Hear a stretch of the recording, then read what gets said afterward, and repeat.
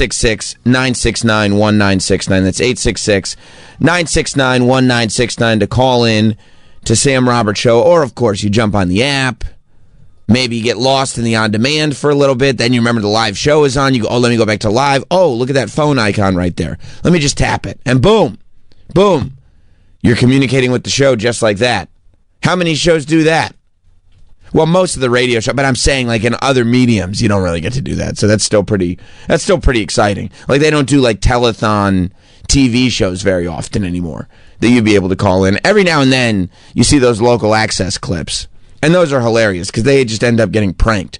There's something about on television when they open up the live phones that you just want to prank it. And it's always funny to go back and they're just trying to stay on topic and they can't because there's one dude that just keeps calling under different names. Well, if you'd like to do that this morning, 866-969-1969. So I don't know, were we watching the ESPYs last night? Last night at the ESPYs, Shane Gillis hosted. And, you know, you never know. Hosting an award show, it seems like hell. There's a few people who do it well. Ricky Gervais, of course, is on the short list of people who do it great. It always ends up being, I think, the only way to successfully host an award show is to just think about the people that are watching on television. And that's like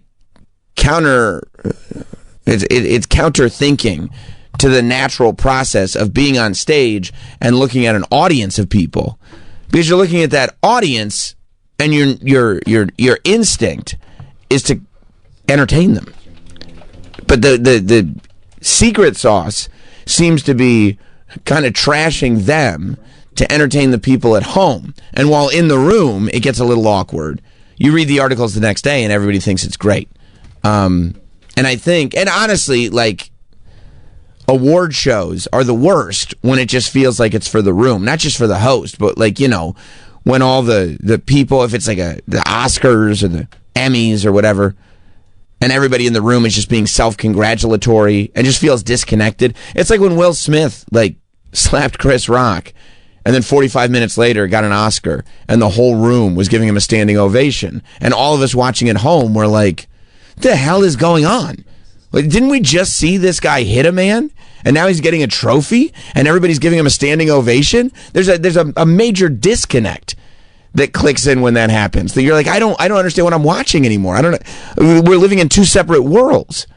So I think that the way to do any of that successfully is just to try. And it's difficult sometimes to just try to maintain some semblance of connectivity with the people who are actually watching the show. And generally, the people watching the award show are the people who the product that is getting awarded is supposed to be designed for. You know what I'm saying?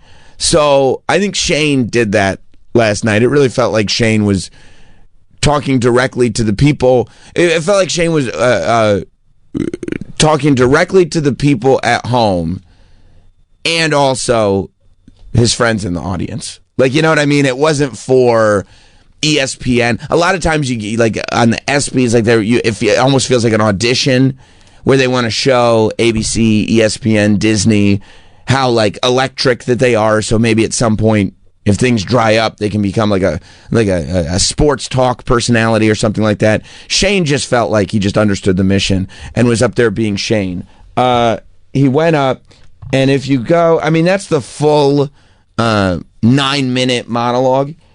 If you go to that Twitter account, they did a good job of clipping it out. I start down lower here. Yeah, you start to scroll down. Okay, scroll back up, and then boom. It starts there. Like, Troy, you're good. You didn't see the ESPYs? I did not know. It was on at 8. What were you watching? Yesterday at 8, Chris Cuomo. Oh, sorry, I didn't realize. And the ESPYs probably didn't realize they were going head-to-head with Cuomo. And that was on News Nation? Oh, yeah. Oh, okay. It's the fastest-growing news network in the U.S. And you had to find out what was going on. Of course. So you went to News Nation. Well, that makes sense. Okay. Because I was about to say, this is a big award show. You should have been watching. I didn't realize Cuomo was on at the same time. So And I don't have DVR, so I can't watch it later. you do not have DVR? No, because you just go... I go on the Spectrum app, unfortunately. Smart. That's the way to do it. That's definitely the way to do it. Well, you're going to like this because part of, a lot of times, too, at these award shows, if they get political, they go all jokes aside. And then they, get their message out there so that everybody can know how they really feel about where the country's headed, which is really what you want from a comedian, actor, or athlete. Please just set us straight on everything going on in the world. Please. We need to know. We need guidance. Shane decided, and this was weird, he decided to actually keep it humorous. He decided, he decided to make it jokes. And here's what he had to say. This is the ESPYs. This is on ABC. Like, they put it on not just ESPN, full on ABC broadcast television, which I know is near and dear to your heart, Troy. And this is what he had to say in a theater full of high profile people. Donald Trump wants to stage a UFC fight on the White House lawn. The last time he staged a fight in D.C., Mike Pence almost died. That's funny. All right. You don't have to do that. It was fine. I didn't write it.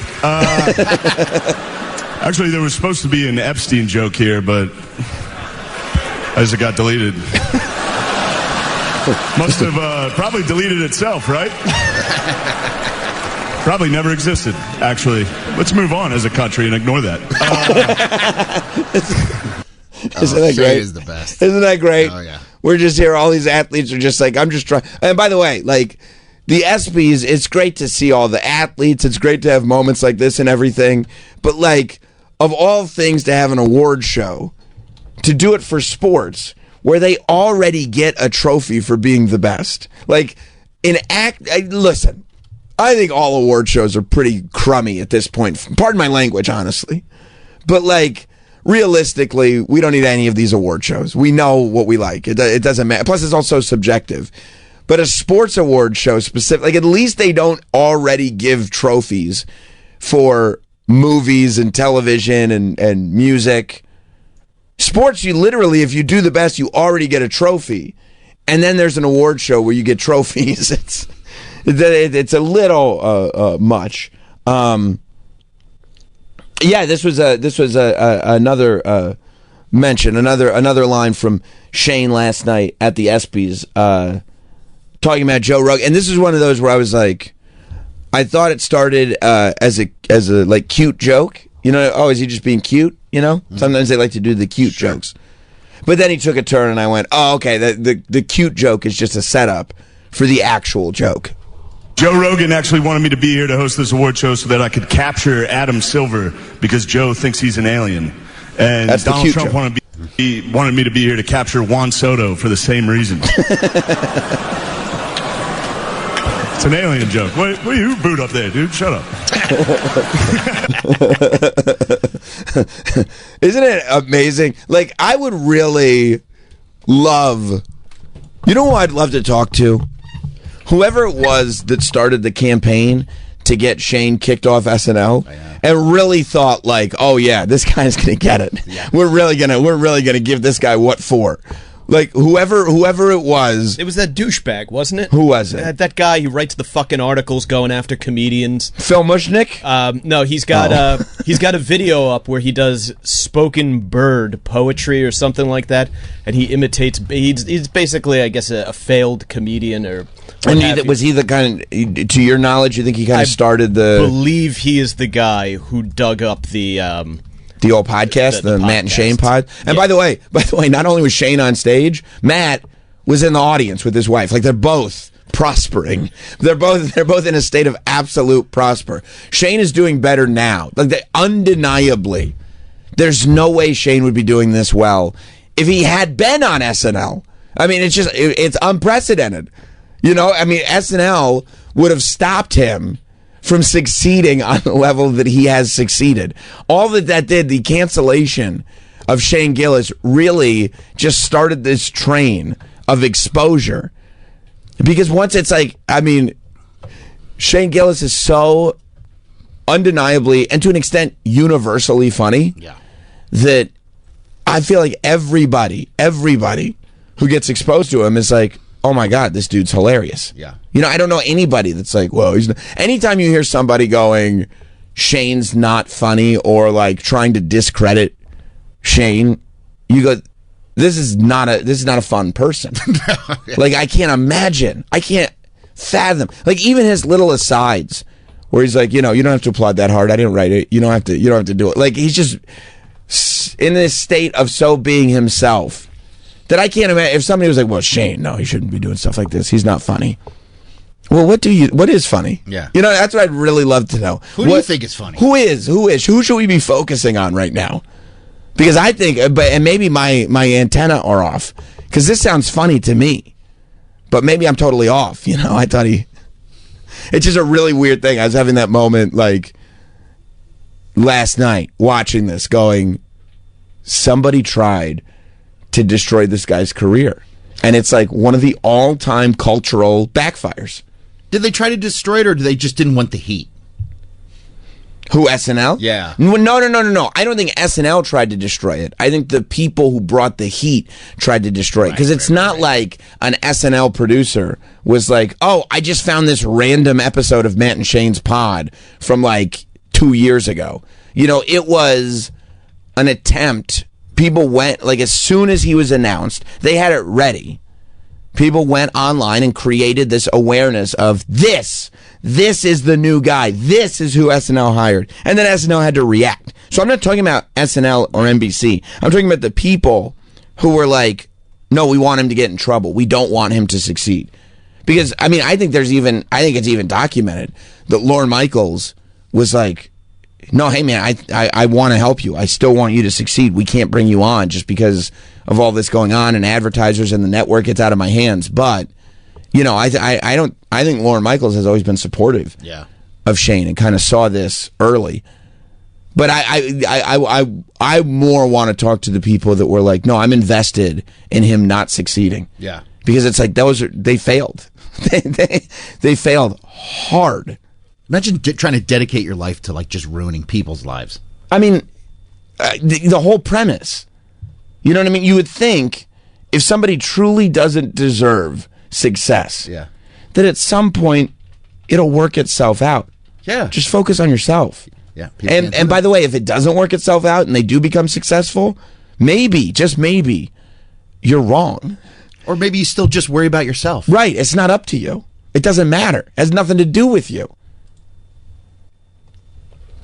I probably really riled him up when he did this Caitlin Clark joke. Oh yeah, the guy. I'm not even going to give the name of his website. Good. I don't want to shed any light on it because he sucks. But his entire blog is just him shitting on comedians that everyone seems to find universally funny. Well, that's probably not something based on himself. That's probably just him telling the truth. And it's like it's continued. So if you were to search his name, you would find like the original and. With Shane Gillis, you find like the original articles and like all these articles from, you know, Salon and whoever else writes about this kind of stuff mentioning him. And then as recently as June 5th, he has an article up about Shane Gillis. Is it positive or negative? I don't know. Do you think wanting to buy Nazi memorabilia? Oh, he's finding something. He's got to find something. Actually, that makes you very popular now in a number of circles. Yeah, maybe get a job in AM radio. Columbia. That's true too.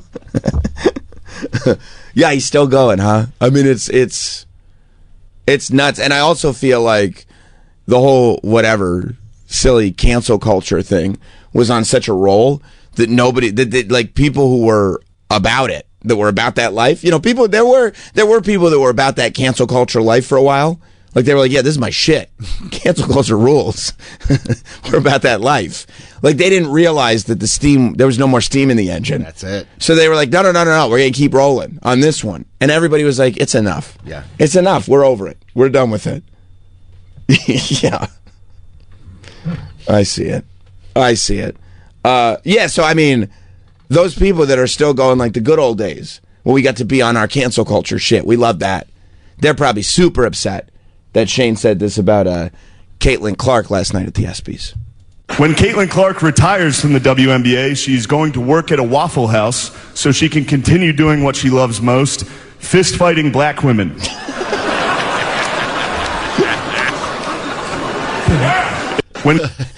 That's funny. He has this way of delivering lines where he's like, listen, I know I'm not supposed to say it, but I think I can get away with it.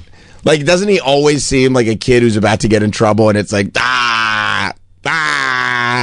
he said, you can't stay mad at him. And I mean, it's good. It's good. That's the way we should feel about more people. Oh, this was probably my favorite bit. So last night, you know, and I got to imagine that ESPYs might be the most difficult award show to host because, like, athletes take themselves just as, if not more seriously than actors. You know, actors, like, take themselves stupid seriously. But number one, athletes are probably more entitled to take themselves seriously because they actually have dedicated their lives and worked very hard on something. They're not just like playing pretend. God bless actors and actors, but they're not athletes. And also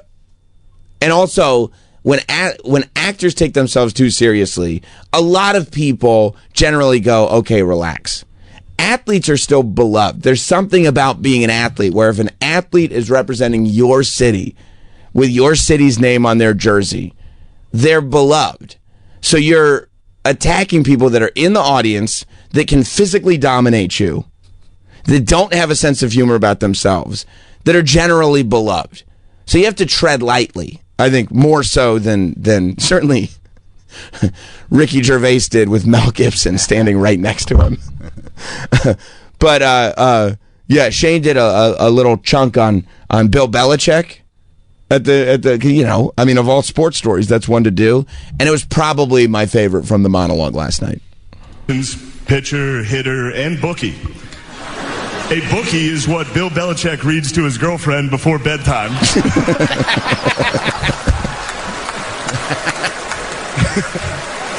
Pause for a second. That chuckle.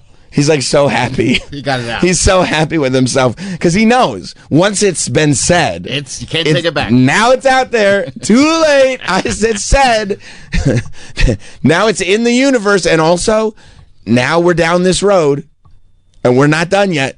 We haven't gotten off at the exit. Keep going. They do. They read The Very Horny Caterpillar. The Little Engine That Could But Needed a Pill First. And of course, the classic Goodnight Boobs. That's my favorite one.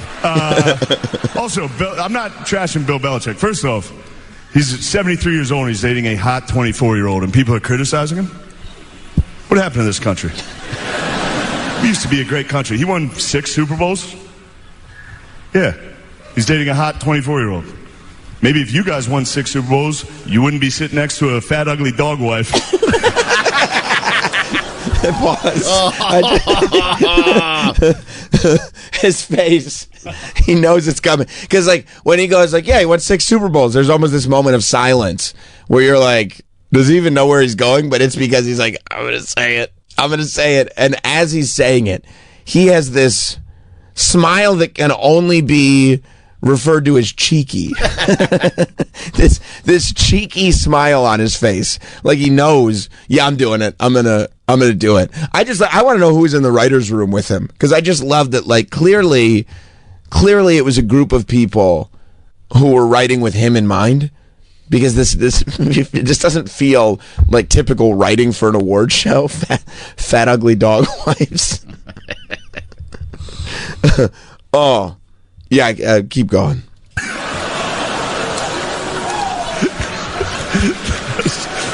They let me do it. I don't. This is Disney. They allowed that. Yeah, I'm going to tell you a story. I was at we should have taken that out. I had doubts going into that. That didn't work all week. I think he's wrong. I think it was good that he left it in. I also love that he blamed. He was like, I don't know. Like, Disney let me do that. This one's on Disney. Get mad at them. Don't be mad at me. I say all kinds of weird stuff. Like the fact that Disney, they said I could do it. I said, can I do it? They said, yeah. Oh, yeah. It was a sight to be seen, for sure. Look up. I don't know if it's on this Twitter thing, but there's a clip of him doing Norm. If you just look up Shane Gillis Norm, I'll bet it'll come right up, because he kind of closed his monologue with a tribute to Norm Macdonald. Because Norm Macdonald, see if you can find a better version that's taped off TV. Norm Macdonald, and go like latest. Okay. If you click latest, maybe it'll come up. Norm did he hosted the show, like, years and years and years ago, obviously. Yeah, there you go. Yep. Years ago, Norm hosted the ESPYs, and it was similar to this. Like, and Norm was so Norm Macdonald. The more you go back and watch, the more you realize that. He put just doing jokes in front of everything. He literally got fired from SNL because he wouldn't stop with the jokes. Like, it was just the jokes were more important than anything. He got fired. He's the host of Weekend Update, and he kept making jokes about OJ. Two things he loved doing: making jokes about OJ and making jokes about Michael Jackson. But he wouldn't stop his OJ jokes. And the story is that there was somebody at NBC very, very high up that was friends with the Juice. And this was right at the peak of the OJ trial. And there was someone at NBC, because OJ had worked as a sportscaster on NBC before he murdered the two people. Allegedly. I'm sorry, before he was accused. And found not guilty of murdering the two people. Before he was financially responsible for the murder of the two. That's what I should say. I don't want to get sued. Yeah, I don't know. Before OJ was found to be financially responsible for the murder of two people, he was a sportscaster at NBC. And apparently one of the higher-ups at NBC was still, like, friends with him because he was not guilty. And he told Norm, you got to stop with the OJ jokes. And Norm was like, no. Like, I'm not, like, I won't. Not happening. And he didn't. And so that's apparently why he got fired. He did end up going back to SNL and hosting it, and he's a legend now. But like, he wouldn't stop with the OJ jokes so much that he got fired for it. And he did the same thing, like, before there was like clips on Twitter and viral stuff and podcasts and everything.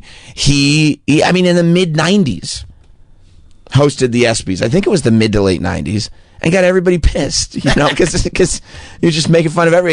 He was doing the show for the people at home. He was doing the jokes for the people at home in the whole room. They were so tense because he kept making fun of them. But Shane, and just because Shane, I guess, loves Norm, decided to end his monologue with a tribute to Norm by doing his favorite Norm joke from Norm's monologue when he hosted the ESPYs. When Caitlin Clark retires from the WNBA, she's going to work at a Waffle House. That's mislabeled. Oh, okay. Yeah, that's not your fault. That was a sweet intro. Sweet, so you set it up perfect. Oh, I set it up perfectly. Sorry, buddy. No, it's not your fault. They fucked you good on that one, didn't they? They fucked me good. Just right. Do this way. It's going to be a shitty quality, but it's good enough. Okay. You know what I mean? We can't take any more time between my amazing setup and the clip. Otherwise, we lose it all, and I'm going to have to do the whole thing again. There's one thing I want to say before I get out of here, and this is a dumb joke. You guys aren't going to like it, but it was it's just a Norm Macdonald joke that I loved when he hosted the ESPYs, and I'm going to do it now. Travis Hunter won the Heisman Trophy this year. He's the first defensive player since Charles Woodson to win the Heisman. Congratulations, Travis Hunter, winning the Heisman. That's something they can never take away from you, unless you kill your wife and a waiter. In which case, they can take that away from you. Well, see a lot. I think it's been so long that people were a little confused at first. Yeah. But boy, when Norm... See if you can find when Norm did it. Okay. Because when Norm did it, it hit hard. Everybody knew Norm did it at the height of OJ, and it hit hard. Those are the two things that Norm loved to talk about. OJ killing his wife and a waiter, and Michael Jackson potentially being a pedophile. He loved talking about those two topics. And there are so many jokes, I think, was his closer to be had there. Let's see if this is the same closer or either way. I mean, it's a Norm joke. So this was 1998 was when Norm did the monologue for the or hosted the ESPYs. And there's Charles Woodson. How about that? How what a season he had.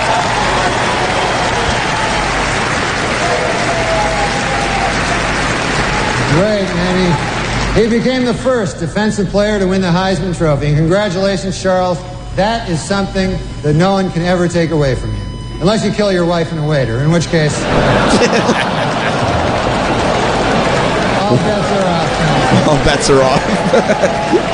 Just a word of advice. A word of advice. Oh, he was the best. Yeah, I mean, just and he just doesn't the performance, and Shane is the same way. Like the fact that there's a joke there, and you can see it. Like sometimes I love seeing that on a comedian's face, whether it's Norm, whether it's Shane. There's other people as well who do the same thing. Like there's a joke there, and some people like if you like jokes, it's gonna hit hard. But if you don't like jokes that much, you're not gonna like it at all. And it's like. No, I got to do it. And I love seeing that. I love seeing people that are like, no. The joke is there, and it's my response. I can't not. Right. It's not even like they look at it as a duty. It's just something ingrained in them. There's like a parasite in their brain that just triggers something that makes it so if the joke is there, you got to go for it. And I love it. I love it. I thought Shane did so well last night at the ESPYs. It was just so fun to watch him do it. And I also feel like the fact that like the journey has been what the journey has been has left Shane in this position where it's like almost why wouldn't like there's nothing to worry about. Like it's kind of great to get hit with the worst just as you're starting to hit the mainstream. Get it out of the way. Right. Like as soon as you hit the mainstream, you get the sledgehammer to the face. And you survive it. And then once you're done with it, as you start growing, it's like, well, what are you going to do to me now? You idiot. You unearthed all the stuff that I didn't want you to unearth way too early. You know, there's not even a conversation to be had about it anymore. And now, I mean, it's great. It's great. So congratulations to Shane Gillis and a great performance last night hosting the ESPYs.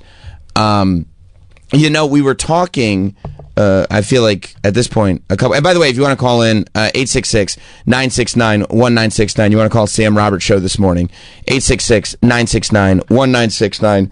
We were talking, I don't know, a couple weeks ago at this point, about the fact that they were taking the Annabelle doll on tour. Remember when we were having that conversation? You know, and I want to see this Annabelle doll.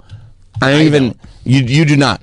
I do not know. I'm going to skip that. Because you're the Candace Cameron Bure of the show. You don't want any of those demons getting put in your house. Nothing. No. I don't want to open up to it. I don't want to have any part of it. You told me you won't even have Hot Dog in studio anymore, just in case, like, lingering demonic effects. You want nothing to do with it. No, I love Hot Dog. Right. You got to stay out of studio. Right. I get it. You'll talk to him, but it has to be outside. I'll talk to him on FaceTime, and even that scares the hell out of me. Right, because it can go through screens. Yeah. Yeah, no, I'm with you. It's just a risky thing. But at the same time, I mean, you don't think there are demons passing through on Chris Cuomo's show? No. Oh, okay. I don't watch, so I don't know for sure. Well, no, I want to see it. And I told you I wanted to see it even when, like, the Lorraine Warren was still with us, and they would do, like, tours of her house, and then she would give a talk about it and everything.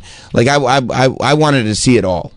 And then I saw this story, and apparently, so they're doing a tour, like a countrywide tour, where they're bringing all like the stuff from the Warren investigation. The Warren investigations are all the stuff that was covered in all the Conjuring movies. You know, all the paranormal stuff, all the haunted stuff, the ghosts, the items that get possessed. And they say this Annabelle doll was possessed by demonic forces quite some time ago. And it doesn't look like the Annabelle doll in the movie. In the movie, the Annabelle doll is a really weird, like, old school looking doll. Like with the hard face and everything, and is looking at you creepy. In real life, the Annabelle doll is more like a Raggedy Ann type doll. But they do say, like, the story behind the doll was legit, that the doll had some kind of supernatural presence. And some girls found it or something like that. And they said that they started getting notes or whatever from the doll. The doll started to figure out ways to communicate with them, like would write notes to them. And so what did they do? They embraced it. Oh, fuck that shit. You don't like that. It's just me telling you the story. This is the true story of it. That's what they say. Yeah. They embraced it. They said, like, oh, this is fun. Like, let's communicate back and forth with it. And they thought it was like, Glenda the Good Witch. But then this Annabelle doll started fucking up their shit. Do you think that's real? No. You think it's all just made up? I do. Like, do you think it's like hallucinations, or what do you think it is? I think for that specific case, it's hard to say. I think in general, I think that I don't think it's hallucinations. I think there are people who lie for attention. Like there's one, like they did one of the Conjuring movies. Like it was literally like, these are all based on a true story, right? Mm-hmm. And it's like, it shows there's a girl who gets thrown out of her bed, and they set up a camera in the room so that they could capture this girl in midair, and the picture exists. And then after I watched the Conjuring movie, whichever one it was, I started looking up the articles, and it was clearly, the real picture was clearly the girl jumping off of her bed, and they just took a photo while she was in midair, so it looked like she was getting thrown. So I think there are stories about that. I think there are far more weirdo, pathological liars in this world than anybody gives credence to. Because most of us, we go, why would you just go around lying all the time? And I am more creeped out by liars than I am by demons. Like that's like the way, Troy, you don't want demons around you in any way, shape, or form.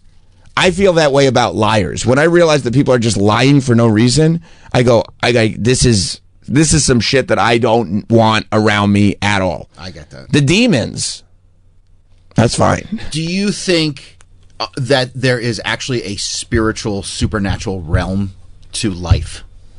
I think that there's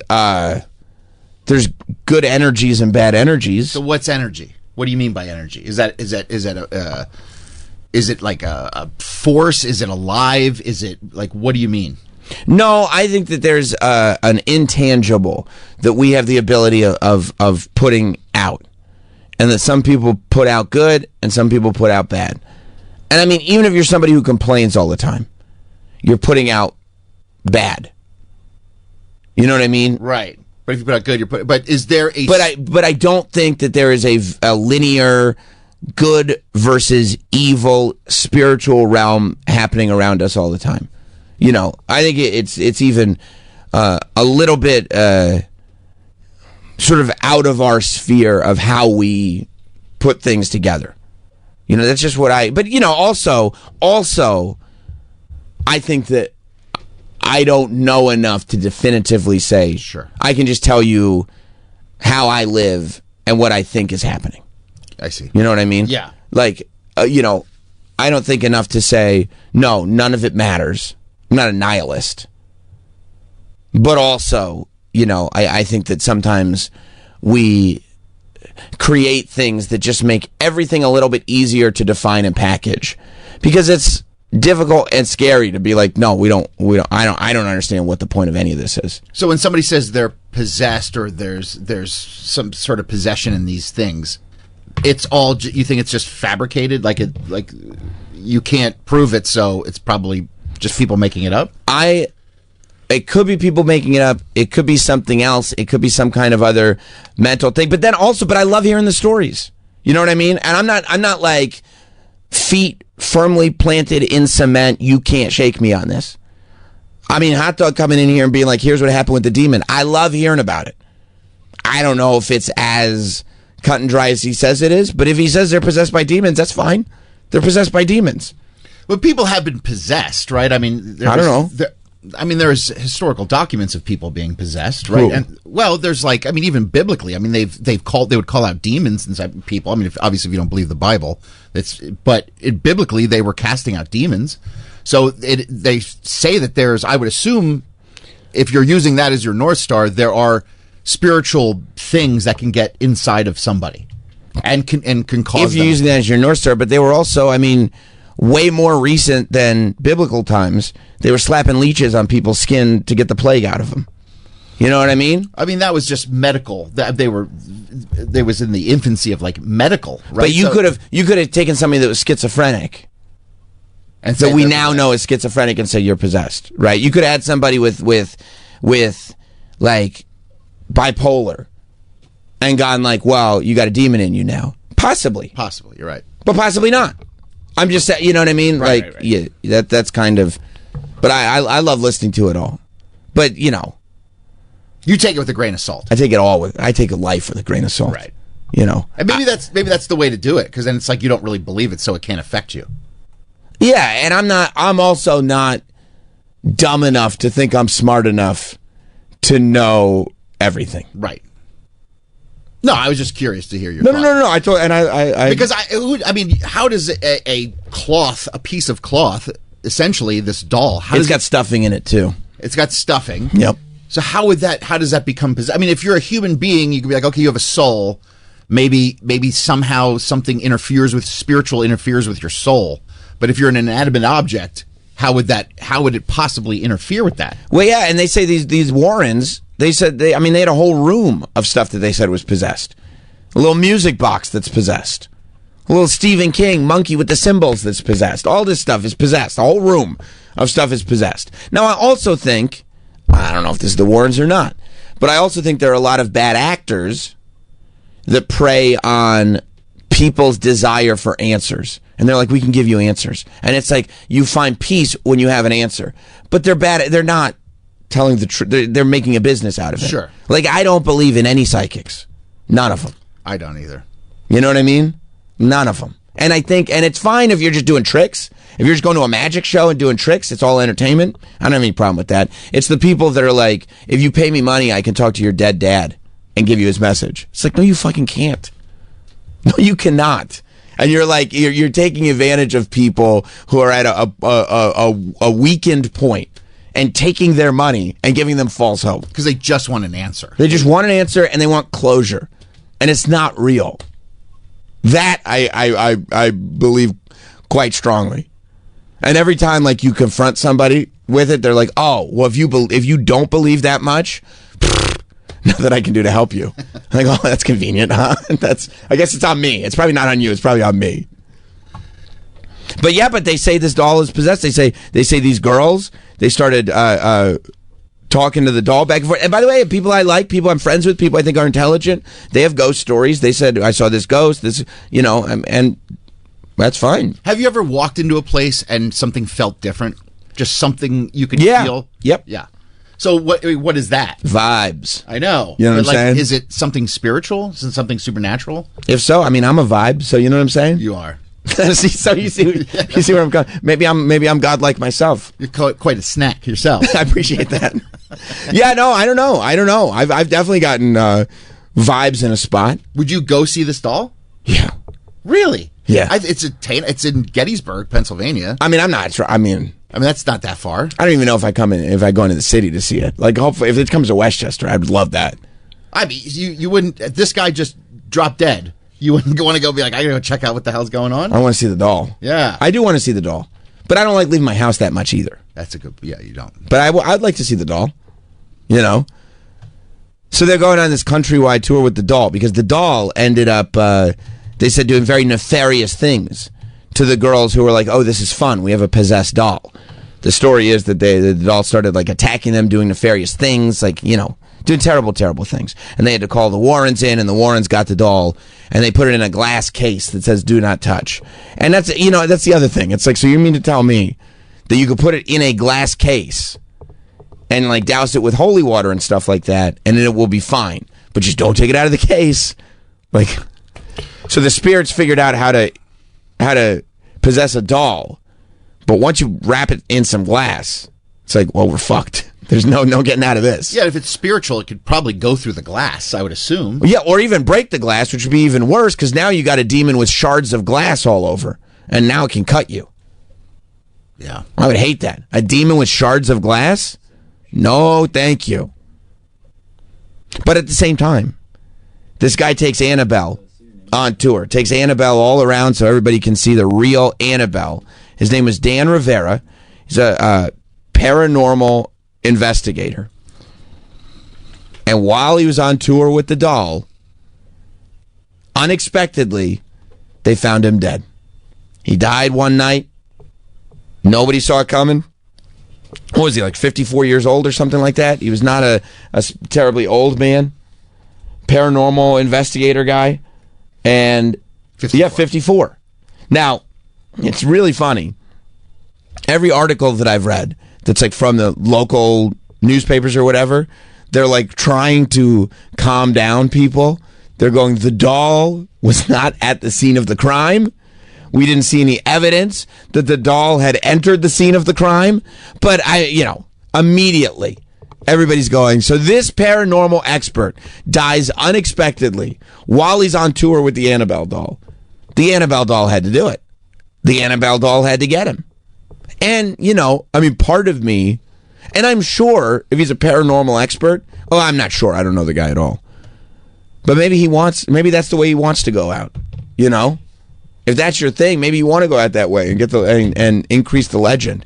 But yeah, there's a lot of people very, very concerned that this Annabelle doll took him out because nobody, a lot of these articles say, click on that Today Show one. Right, hang on a second. Yeah. A lot of these articles, they say like, it wasn't the doll, but we don't really know what it was. And of course, that makes everybody go, okay, we think it was the doll.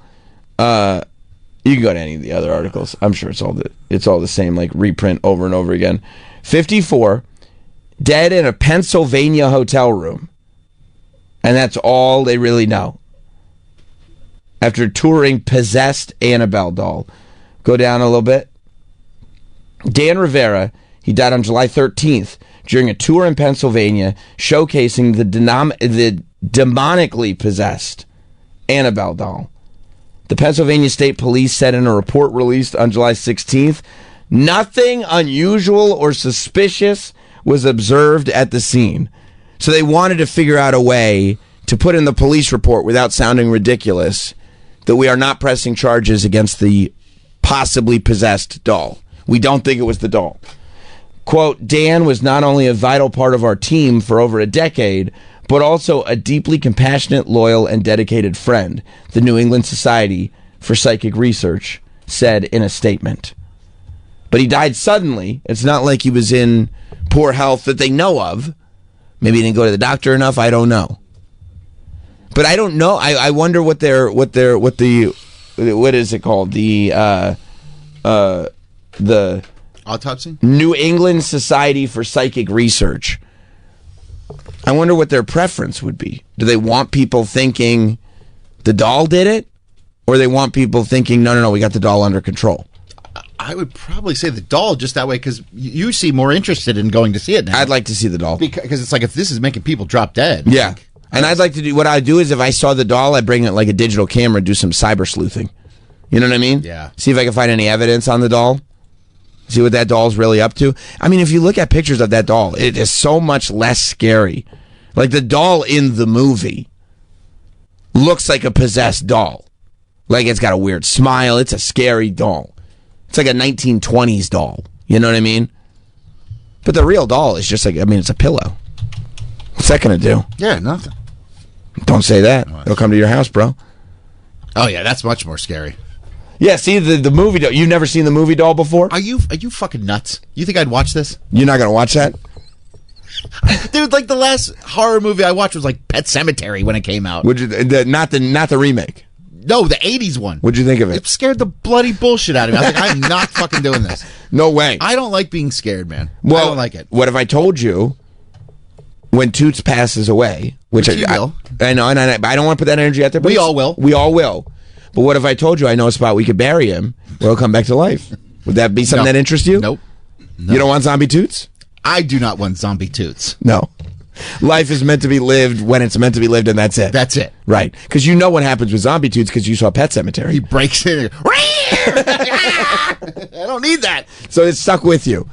Oh, when the kid did he get hit by a truck? Yeah. Oh my God. I mean, that's the whole thing. They see the cat come back to life as a zombie cat, and then they're like, "Oh, we can get our kid back to life," but it's a zombie kid now. That movie fucked me up. It bro. did? Fucked me up. Still to this day. Still this day. You think about it? I literally, that was the last horror movie. I was like, I don't like this. Why am I doing this to myself? You're scared. You're frightened. I just don't like the feeling it gives me. frightened, Yeah, or Yeah. just, I don't know. I don't enjoy it. right? You just want to watch Airplane and Chris Cuomo I mean, Airplane's the greatest movie ever made. I think. ever created. Even we were laughing about Airplane too. It has a couple jokes. Sure. Even it's so good. Even the sequel has a little juice in it. Sure. But so you'd never see because they made a couple of the Annabelles. They even made a prequel. This is the first time I'm seeing the doll. I don't like it. Oh, I maybe saw Chucky. Maybe. Child's Play. Yeah. Yeah. That doll. I mean, come on. I don't need that. I have a Chucky doll in my house. Wow, they're nuts. You know why you really don't like Chucky? Why? You know how the spirit gets in the doll? I forget how. Voodoo.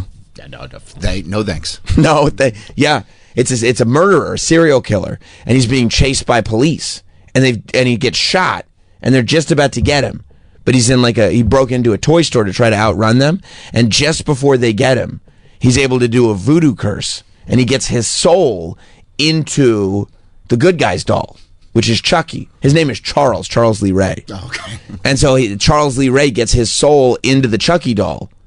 And now, he's pissed because he wants to get out of the doll now. Like, he got into the doll to escape, but now he's stuck in this goddamn doll. And what he doesn't realize is he takes the doll, he gets given to this kid. And then he gets the kid to take him to the inner city where the voodoo guy is. Yeah. And the voodoo guy tells him, yeah, the thing about that curse is the only human body that you can get into is the first person that heard you talk. And it's this goddamn little kid.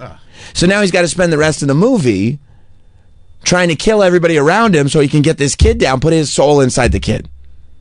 Well, Chucky seems a little more silly. Well, he's got good one-liners. Okay, so that's, yeah, you want to laugh a little bit. Right. And the thing about when you create a horror villain that does one-liners, as the sequels go on, and this is like across the board, if you get like one or two one-liners, like a couple of wisecracks in the first one, as the sequels go on, more wisecracks. Yeah, you can build off of that. Like Freddy Krueger, Sure.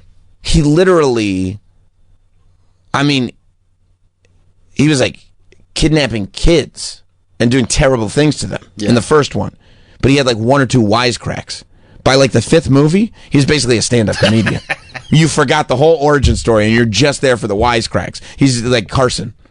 I think I saw the first one. Did the first one have Johnny Depp in it? Yes. Okay. They sucked him right into the bed. Yeah. Yes, I remember that. I don't remember being overly scared by that. Well, you probably didn't get the origin story. Right. Yeah.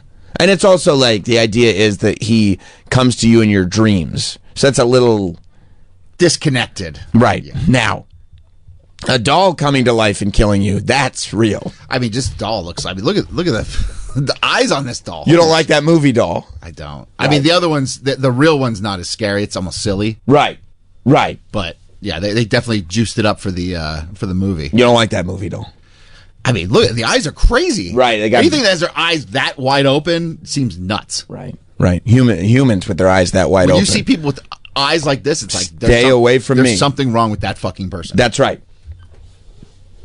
So that was it. Pet Sematary was it for you. That's the end of horror movies. I don't think I saw anything past that. Maybe like no, I can't even think if I saw anything in the 90s. Definitely nothing since the 90s. So you are not going to go see like the new I Know What You Did Last Summer.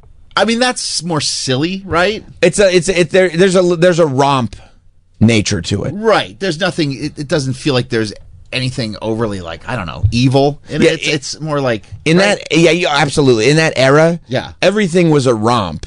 And then it just turned either into a comedy or a horror movie. Right. It's like, are we going to go American Pie or are we going to go I Know What You Did Last Summer? like shit'll jump out and scare you. Yes. But, yeah, I mean, and I Know What You Did Last Summer, there's a killer who is after a group of kids because of a hit and run. Mm-hmm.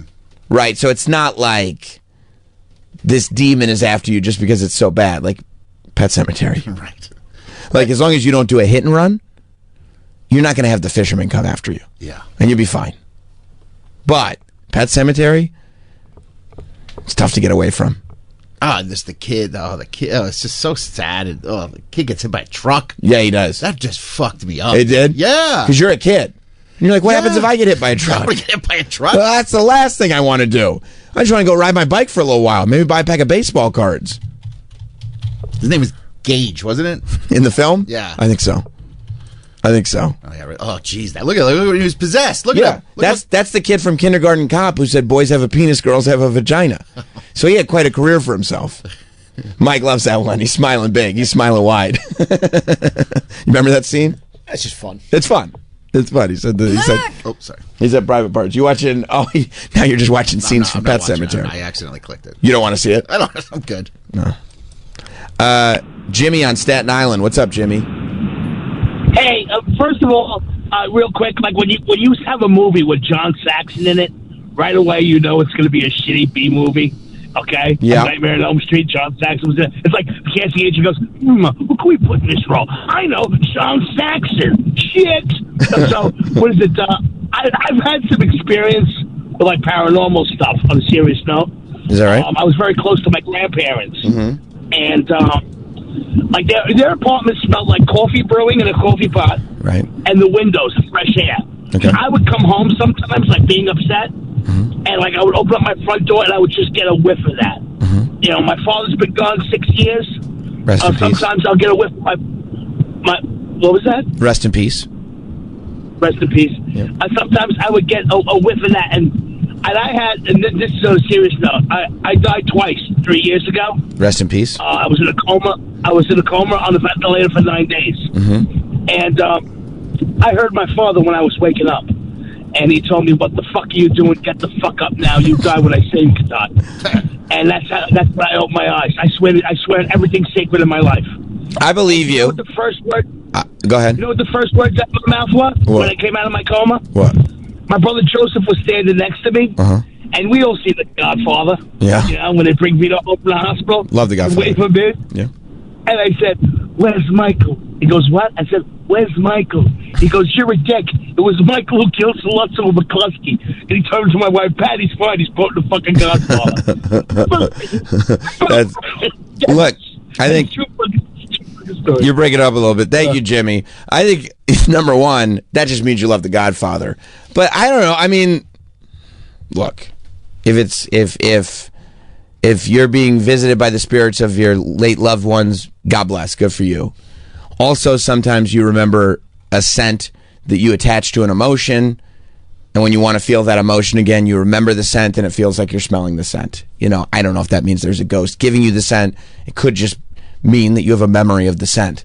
Also, they say, you know, these near-death experiences, a lot of people have stories about, you know, I died, I had an out-of-body experience, I had this, I saw the white light, I saw, you know, my father spoke to me, and then some Fauci science guy shows up and ruins the whole thing by going like, yeah, in case you didn't know, when you're about to die, your brain releases a ton of chemicals so that you don't panic, and usually memories come flooding back when that happens, or you hallucinate, and you're like, well, fuck. You know what I mean? Because you want the answer. I get it. You want the answer. I get disappointed. I don't sit there with a point of pride going like, I told you it wasn't real. At all. At all. But, you know, when they go like, yeah, you just have this blast of chemicals that your brain spits out. And you go, oh, well, which one is it? And they're like, probably the chemicals. And I go, well, that sucks. You know what I mean? Is there an afterlife? I don't know. You don't know? Nah. Good chance not. I don't live like there is. You just live for today, huh? YOLO, that's the motto. I gotcha. You know? Yeah. Let's go to Steve in New Jersey. What's up, Steve? Hey, what's going on? So there's a channel on YouTube. It's called Y-Files. And basically what this guy does is he breaks down like a story, like the Warren stuff. And he'll go through the story. Then at the end of the video, he either will tell you if it's real or not. And he debunked all of the Warren stuff. It's actually a really interesting watch. What's it called? I would definitely check it out. It's called the Y-Files. Y-Files. And he basically, and basically he just goes through different things. Troy, I think you would dig this channel too, because basically they do he does alien stuff, And he, like I said, he tells you the story, and then at the end, he basically tells you if it's real or not. It's really fascinating. I mean, I'm going to check it out for sure. Thank you, Steve. That sounds awesome. Troy, I actually think you would not like it because you don't like debunkers. This feels a little Mick Westy, doesn't it? I mean, we don't know. Well, Mick West, just everything is, nothing's real. Right. You know what I mean? Like, and it's also like, what are you, an idiot? it feels like at that point, like you're just, you've committed to this is your lane. Like the same way there are absolutely people that are invested in conspiracy theories being true, aliens being real, the paranormal being real. Like they're invested in it, which means that they're really not looking at it with a clear lens. They're looking at it skewed. You can also be just as invested in my business is debunking, so I'm going to start from a place of debunking. Right. And nothing is a conspiracy, and everything is exactly the way it seems. Right. And, it's just like you're exactly. You're just invested on the other side. As opposed to just kind of taking it in and listening and going like, which is kind of where I come from a lot of the times. Like, yeah, maybe I don't know everything. I mean, I know a lot about wrestling. You know what I mean? I don't know about everything else. And at the end of the day, I think you're probably in the same boat. Like, I'd like to just know the truth. What is the truth? Right. Now, I also think that there's a good chance that a lot of this stuff that we want to know the truth about is like, there's so much stuff I think that's chalked up to incompetence that we don't even consider that it's probably incompetence. But the more I deal with in life, you know what I mean? And the more people I come into contact with, it's just like, you just realize like, oh, like everybody's like kind of dumb. It's just everybody is just a normal person, whether they portray themselves as that or not. And, it's like there's just so much incompetence everywhere you go. There is, but there's also people are evil and greedy. Yeah. And will do things. Yes. And manipulate things. 100% true. For their own interest or gain. 100% true. So, to an extent that you wouldn't think people would. Like, to an extent where you're like, that's fucked. So like, people can get killed. And it be and surely have. And it's been covered up. So it's like... Just not JFK. Well, of course, that was one lone gunman nut. He was crazy, dude. But that's an example. And also the guy that killed him was kind of a nut, too. Yeah, everybody's nuts. Case closed. Case closed. Stop asking questions. Yeah. And when they literally say, don't talk about this anymore, that's when it starts to be like, what are you talking about? Is that not a red flag? Of course it is. So it's like... It's such a red flag that you start to wonder, is it a purposefully red flag? And then you realize, no, probably not. It's just like, that's the level of incompetence where you're like, let's just tell them to stop talking about it. And let's get our friends to tell them to stop talking about it. But there is a good chance that there's something else involved with the JFK assassination. I would say there's a good... Yeah. I'll say this. Significantly less than 0 chance. So when you say like, oh, conspiracy theories are just crazy... Or greater greater than 0. Yeah, greater than 0. When you're saying it's like, oh, it's just, conspiracy theories are just crazy people coming up with stuff. It's like, I don't know, man. Like, some things just don't make sense. Right.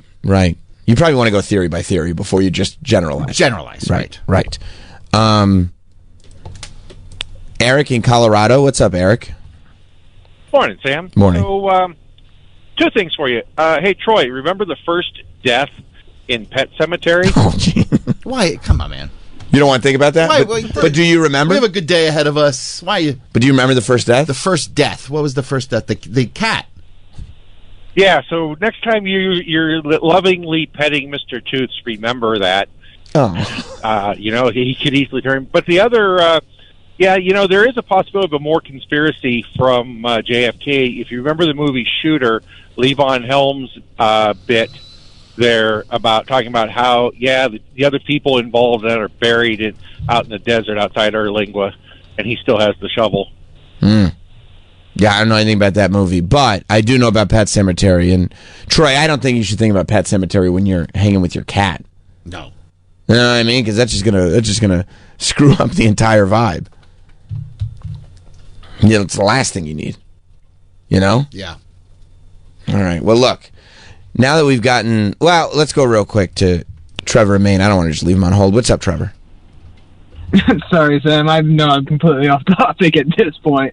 I just wanted to bring up Shane's bit from last night about WNBA star being Matt's wife. I could visibly hear Matt laughing. Oh, you know what? That clip. It got me good. You know what? I like that too, Trevor. I'm glad. Before we go to break, look up Shane Gillis WNBA clip because I think you'll enjoy this. Malcolm, you're smiling. Did you see it?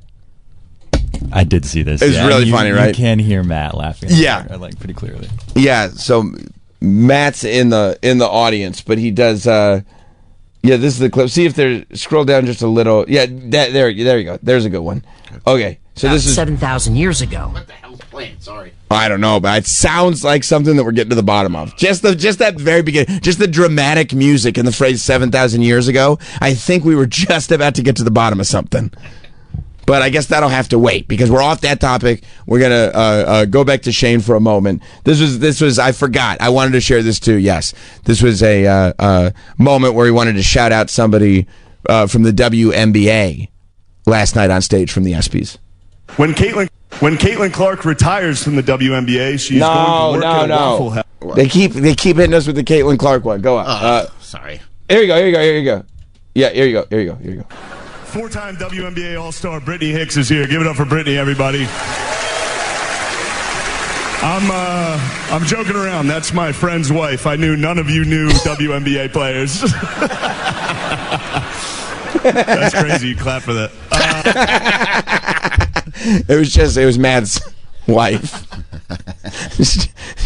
just his wife sitting there. He's just sitting there cackling about it. It's such a funny thing to do.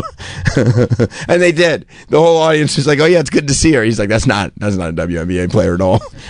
I got you good. All right. We've gotten to the bottom of so much already this morning. A lot more to get to the bottom of. We're going to take a break. We got Freddie Prinze Jr. scheduled to be here today. Oh boy, but you're not going to like it. He's going to talk about I Know What You Did Last Summer and horror movies and stuff again. It's going to be a rough one for you today, Troy.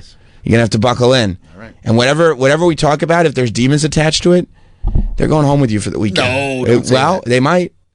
They might. Do demons come when you just talk about horror movies? Do demons show up? I don't think so. But possibly? I'm not taking the risk. Smart. I'll probably just leave the room or put earplugs in under the desk if that's all right. That's smart. That's because they go in through the ears. So if you got earplugs, they're like, well, we can't get in this guy's head. Can't do it. All right, we'll be right back. Stay there. We will be right back with Sam Roberts Show. Pro Wrestling Nation 24/7 than any other wrestling show on that channel is the guests that always have the potential of popping by. Imagine, as a matter of fact, if you go to my Instagram towards the beginning of this week, you can see a clip of one of the guests that made a totally surprised and unplanned appearance on my wrestling show. Now, this is a real wrestling show. We go into the weeds. We talk about wrestling and only wrestling. Okay, it's for wrestling fans. That's what it's for. And I couldn't think of a more appropriate thing to do. I'm just doing my show. Yeah, there it is. I'm just doing my show. And listen to what happened organically on Not Sam Wrestling Live. They're on Pro Wrestling Nation 24/7 with Stephanie Vicaire, with Stephanie Vicaire, and whomever the champion is. Now we have one of the great wrestling fans of all time. One of comedy's great wrestling fans has just stepped in the room. Ladies and gentlemen, Rich Voss is here. Sorry, I just stopped by accident. I went to the wrong studio. Yeah, but I remember. Are you gonna watch Evolution this weekend? If Haystack Calhoun and Gorilla Monsoon, if Gorilla Monsoon and Haystack Calhoun are wrestling, I'm gonna watch it. You love that? Oh, when those two were on. Oh, forget about it. Are you kidding me? It was free. Channel 9. Here's the thing. The best part about old school wrestling was it was free. On Channel 9. There was only 4 channels back then. That's right. I think you want to go just who else has Rich Voss randomly walking into their show? Nobody is the answer. Nobody. And he did. It was not something that I expected or planned. It was just Voss walked in. I guess he was up here in the afternoon and just somebody told him, Sam's still here. Because, the whole, all everybody else goes home, as they should. And I'm still here just yapping about wrestling. And yeah, I was very surprised when Rich Voss walked in the room. But I don't know. I mean, there's something about Voss where it's like, I mean, he's welcome in any room that I'm in. That's for sure. It's funny that he's like, I'm just going to walk in. There's Sam. Sam's in there. Sam's broadcasting. I know Sam. What? I'm just going to go in. I'm going to go in. And he did. Yeah. I was in the middle of, his PLE preview. And I was like, well, I guess we're not previewing that right now. I'm trying to keep, it's a much tighter break schedule over there too. Yeah. Like there's a couple of breaks an hour and hard outs every hour and all this stuff that you have to do. It's not like here where I could just kind of ramble for. It's like real radio over there. It's like real radio. Yeah. Now. But wait till you get your fingers on it. but yeah, so but I mean, listen, we changed the conversation into pro wrestling, kind of.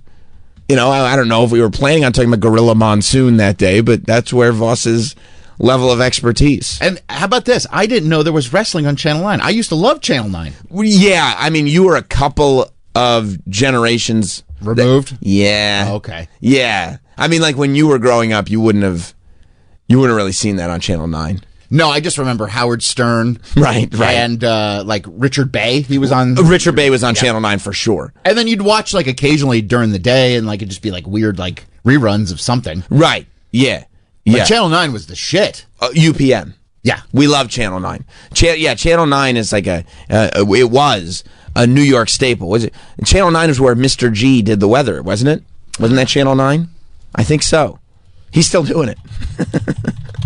He's still doing it. Yeah, but I mean, like back in Voss, I mean, I would think that what Voss is talking about predates, like, wasn't Morton Downey on Channel 9 as well? Yep. Yeah. Like, they really did some sensationalized television on Channel 9. And Howard was doing, it was before the E! Show. It was when he was doing the Channel 9 show. It was like a sketch show, kind of. It's the best. That he did. It was so fucking funny. Because you could just do anything.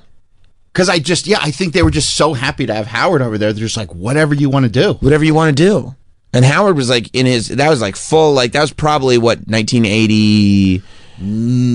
8, 9? Yeah. Where it was like 90? He was still in that frame of mind where he's trying to be the biggest thing in the world. He's on his way, but he's not there yet. And he's just like, I need to do the most shocking stuff you've ever seen. And he would. He would. And Channel 9 would just go like, okay. Whatever you want. And it was tough because you'd be Saturday nights, and it was tough because it was like, do I watch Howard? Do I watch Headbangers Ball? Right. Or do I watch SNL? And you're sitting there like, whoever the guest host is on SNL is like, come over here. Ricky Rackman is like, hey, I'd love to have you on my program. And then Howard's over on Channel 9 doing his thing. I would have 2 VCRs. I would be taping. Really? Howard on one VCR and Headbangers Ball on the other VCR. Well, and SNL was just shit out of luck. It was kind of like, yeah, you were kind of like... And that was funny, too, because like you couldn't tape it because all your VCRs were taken. And then you would just kind of hope that like 5 years later you might see that episode of SNL on like E! Or something like that. Right, or they would release like VHS like compilations. Sure, so you'd see the skits. Yeah. Yeah, that was like back then it really was like when SNL would put out a VHS tape of compilations, half the skits you'd never seen. Right. And that's where they got their views. But I mean, the Channel 9 Voss is talking about is probably before I was born. I mean, it's probably 20 years predating what you're talking about. So it's 70s. Yeah. I mean, when was Gorilla Monsoon wrestling? Yeah, I mean, you're talking early 70s. Early 70s. I would think so. Yeah, I would think early 70s, potentially. Yeah, or I would say early 70s. Okay, so before your time. Well, before my time. Like, this would be stuff that I would have to research in the history books. I knew Gorilla Monsoon as somebody that was retired. Yeah. He's like a commentator. I mean, Gorilla Monsoon was retired. I mean, by 1985, he had been retired. Like, I mean, this is not somebody who was, I mean, this is predating. I couldn't imagine listening and going like, finally, somebody bringing up Gorilla Monsoon and Haystack Calhoun. Well, yeah, that's his generation. It is. It is his and generation. God bless him. And we're losing them. We're losing them every day. They're dropping like flies. Yeah, they are. And it's a real shame. Thank God we still have Voss because his whole generation, we're just losing them all the time, and it's a really sad thing. It is. But I also couldn't imagine like listening to a wrestling show and going like, "What? Who is this guy? Like, why is this guy here?" You know what I mean? Because there are people that just listen to the wrestling channel. And especially because there's probably people listening that are really interested in what you're talking about at that moment. Right, and then it gets interrupted, and they're like, why is he talking about Haystack Calhoun? Yeah, who is this guy? Why is he talking about Channel 9?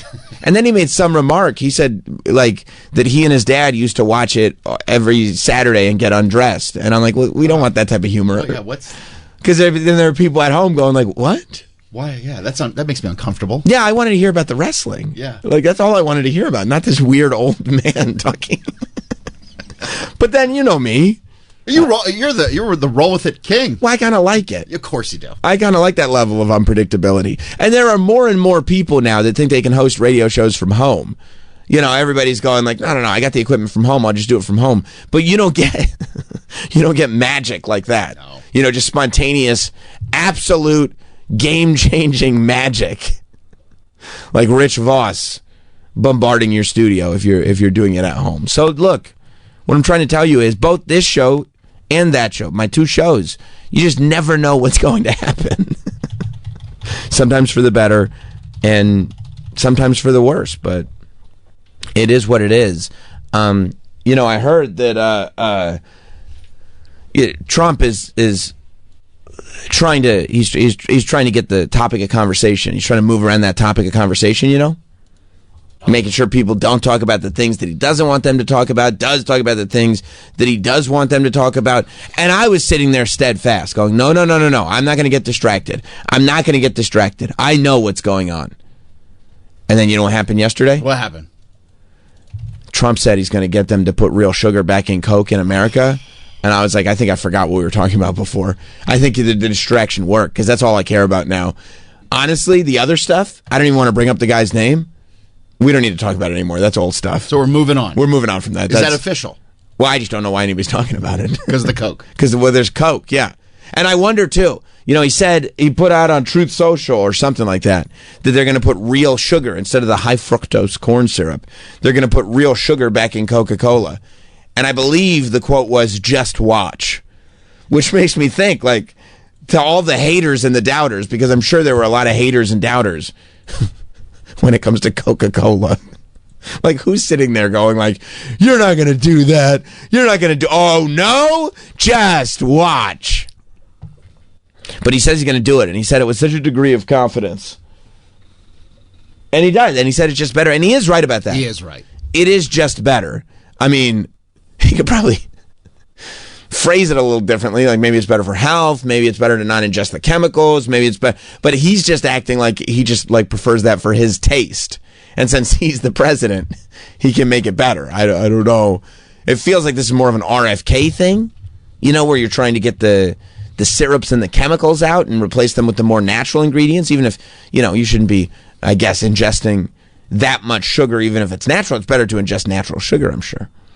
But he said he's going to do it. And I wonder if it's because it's better and he likes it better, or part of me wonders if, what does everybody say? What's the better Coke? Mexican Coke. He doesn't like that.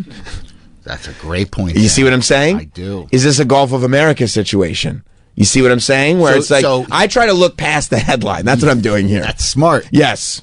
So what you're saying is he would rather people say American Coke is the best. Right. And then maybe actually when they go like, oh, I love Mexican Coke, he goes, actually, no, that's American Coke now. That's our Coke now. And he takes ownership of it, and maybe he even starts telling them, you got to put it in glass bottles. We don't like the aluminum. We like the glass. Glass is the way to go. And that way, and then he claims ownership over it. And he'll be sitting there in the White House, you know, drinking bottles of Coke. And he'll say, and you watch, you mark my words. He'll just be popping up in his little whatever press things, going like, you know what I love? American Coke. He'll say American Coke. That's what he'll say. I'm convinced that somebody went into the Oval Office and they saw him drinking his Coca-Cola, because he loves soda as well, just like me. Mm-hmm. And somebody saw him drinking a Coca-Cola or a Diet Coca-Cola. He's got the button, you know, that they bring him a soft drink whenever he wants it, which I would love. I'm thinking about trying to get one of those buttons installed in my studio at home so that my wife comes down with a soft drink whenever the button goes off. It would be cool if you set it up so it's like a device where it comes down like a tube and it just presents it to you. Almost like in Pee Wee Herman's Big Adventure? I think so. Like when he's got all the inventions in his house? Yeah. I'd love to have a button in this studio and have like Jim McClure bring me a soft drink.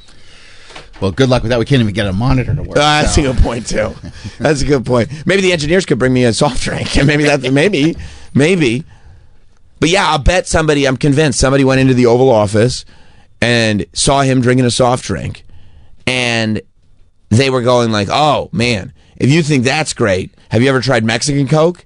And boy, that sounds like something that would ruffle his feathers. Yeah, that got on his tits. Yeah, he's an America First guy. That's right. Right. So I think he goes, no, that stuff's no good. And he goes, no, it's better. They put real sugar in it. And he probably tasted it, and it's undeniable. Like you can't, you'd have to be locked in a mental institution to say this isn't better. If you're like, no, I don't taste the difference, lock you up. Like, out of here. I don't want you anywhere near, you have nothing to contribute to society anymore. And I bet he tasted it and was like, oh my God. Like, we have to do something here. Because before, remember, the old thing was, he said that China is beating us. And he didn't like that. No. But he doesn't really bring that up anymore. No, funny. But if he thinks Mexico's beating us in Coca-Cola, which, by the way, they are. They are, 100%. 100%. I think that's something that he's feeling competitive about. And also maybe something he's realizing that maybe he can't deliver on a lot of his promises. Mm-hmm. You know? But this feels a little bit more attainable. This feels a little bit more like maybe he can kind of lean on Coca-Cola a little bit. Maybe even give him some tax dollars. Maybe give him some breaks. Use real sugar. And at least he can get this done. And that way he can say, I told you I was going to put the real sugar back in Coca-Cola. Look at it. Look at the ingredients yourself. No Epstein list. Real sugar and Coke, though. I mean, are you asking me what I'd prefer? Don't ask me that question. It's a dangerous question to ask me. Sam, which one would you prefer? That's... Because I started to get selfish. You love the Mexican Coke. It's just so good, and it would impact my life on a day-to-day basis. I would imagine just walking down the hallway and just getting a Mexican Coke here. Like they have it at the Vibe. Yeah. And it's just the same price as a normal one. Because that's the other thing. They do jack the price. Right. I'll have a Mexican Coke. They'll be like, that's $3.50. You're like, what? And I'm like, $3.50. But when you walk into a restaurant and they have those, aren't you always like, oh! He got the button. Jim McClure. I did it. I pushed the button, and he brought a soft drink for. Hey. There you go. There you go. Good for you. You deserve it, bro. The button works. He just jumped in and jumped out with a nice DC lid. Ooh, that sounds crisp. It is crisp. Oh, that's good. And it goes down so smooth. It hits nice. The Diet Coke goes down so smooth. Especially when you know it's because I hit the button and Jim McClure brought it. That's one of the best Diet Cokes I've ever had in my life, to tell you the truth. Yeah. But the real sugar Coke is going to impact my life day to day. Yeah. Like every day, I'll be like, oh, I know what I'll have right now. And I try not to drink a lot of Coke, but I might start drinking a lot more Coke. What if they said there's real Coke at McDonald's? Oh! You never leave. It's like I'm fucked. You start going like, I had 2 meals yesterday at McDonald's. Yeah, I'm going back. What were you saying about a restaurant? No, just when you walk into I've seen I won't even say whatever the restaurant is. Even I think I've seen them at Chipotle, right? Where they have Mexican Cokes, and you looked at, you're like, oh shit! Like, okay. You know what? One of the greatest things that ever happened to me at a Chipotle was. What's that? I went in, right, and I got my cup, but there are Chipotles. Chipotles can be hit and miss these days. They really can. It used to be like every Chipotle was great. Like it was actually a step up from fast food, and they prided themselves on that. I agree. But now, I don't know if it's these managers. I don't know what it is. But you go into some Chipotles, and you really feel like you're in a nice, ritzy establishment. You really feel like you're a little well-to-do. And you go into other Chipotles, and there's guac on the floor. Nobody's paying attention to what's going on. All the trays with the food in it, the hot trays that they scoop out of, there's shit mixed in between them. Like it's disgusting. And in those ones, sometimes you go to the soda machine, it's flat. It's flat. And I went to one, and the soda was flat. You can't have flat soda. It's insane. Was it here in the city? I don't remember, but probably. They do not give a fuck in the city. No, they don't, because they got you by the balls. They got you by the balls. Mm-hmm. I was at the McDonald's. I can't speak I can't say enough bad things about the McDonald's on Broadway in Astor Place. Let me ask you, if we could find the franchise owner, would you like us to bring him in here and ruin his life? I'd like to wring his neck. Yeah. That is the worst McDonald's, really, I think, in the city. And you've been to many of them. And I'll order. I'll go to the kiosk. Right. I'll order, and they'll be like, like your order's up there. I want a Coke, and then it'll say like, oh, we don't have Coke. Well, why didn't you tell me that when I was hitting? Why didn't you say at the kiosk? I would have gone to a different McDonald's. Right. The iPad is supposed to tell you if they're sold out of Coke. Or this is the other thing. For some reason now they don't have ice, so you get a warm Coke. They try to get me with the no ice, but the McDonald's that I go to, they can put the soda machine on the other side of the counter. They can't really do that in New York. Yeah. They don't do that. But so they have an ice. They have a second ice set up behind the counter. So I go like, no ice is coming out of the machine. I go right to the counter. Smart. And I go, tienes hielo. That's what I say, and they go, yeah, you got it. Sí, that's right. Sí, señor. That's right. If you say it in Spanish, they go like, oh no, yeah. we got you. We'll find ice. We got you. Yeah. They have if you say tienes hielo, then they got it for you. I gotta remember that. I gotta write that down. Yeah, write that down, and they'll hook it up. But I went into this Chipotle and it was flat, and so I went back to the counter. And I was like, I'm not paying for this drink, right? And I go, oh, the soda's flat. And then I look down. I said, oh my God, this is the move. I go, hey, the machine's not working. All the soda's flat. Is it okay if I grab one of these bottles? They said, yeah, sure. Oh, that's because they didn't care. I mean, that's a level up. It is a level up because in the city, it's probably $6.75 for a Mexican Coke. You know, they get you. But I gave them the cup back. I took a Mexican Coke. Good for you. I was a real winner that day. And that had to just hit so nice with some Chipotle. It really did hit nice. It went from a 0 to a hero. Wow. Yeah, it was a great day. Now imagine the Mexican Coke, now American Coke, you mean? Yeah, at McDonald's. Right. And they mess with the syrup so it's a little bit better. Oh, I know. I've researched it. I mean, can you imagine leveling up a Mexican Coke?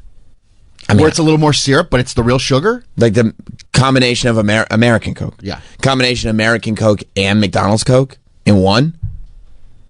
I mean, I don't know. I ever drink anything else. I mean, you just have your mind blown. Yeah, I would every time. I can't believe how good this is. This might be the greatest food I've ever tasted. It's incredible. 866-969-1969. Let's go to John in Pennsylvania. What's up, John? Hey, let me get back to this. Coca-Cola is closing down. Hold on one second. Closing down what? Coca-Cola pulls the plug on American production. 5 factories shut down by the end of summer. No. Now, is this where they manufacture the drink, or is this the bottling facilities? Because sometimes you see that, right? You see it on these soft drinks, and this is a good lesson for you, young Malcolm. Do not be misled. Yeah, it is some of the bottling. Well, yeah, because you'll see, for instance, you'll get a Dr. Pepper, right? And it will say, bottled by Coca-Cola. And the layman might go, oh, yeah, because Dr. Pepper is a Coca-Cola brand. Incorrect. It was not made by Coca-Cola, only bottled by Coca-Cola. There's one part of the Coca-Cola company that makes the soda, and then there's a whole separate business that bottles soda, and they will also bottle other soft drink brands. That's something for you to take home with you, Malcolm. Yes. So is it the bottling plant or is it the Coca-Cola place? It's an article on MSN's website. I just found it. And it's kind of hang on. Let me kink my neck. Thank you, John, so I can see it. Let me hurt myself because just the monitor behind me is working for today, which is perfect. 5 production and distribution sites across the U.S. that will leave nearly 900 workers without jobs and mark one of the company's largest waves of domestic layoffs in recent memory. Spans California, Florida, and Massachusetts, impacting everything from long-running, bottling facilities to regional distribution hubs.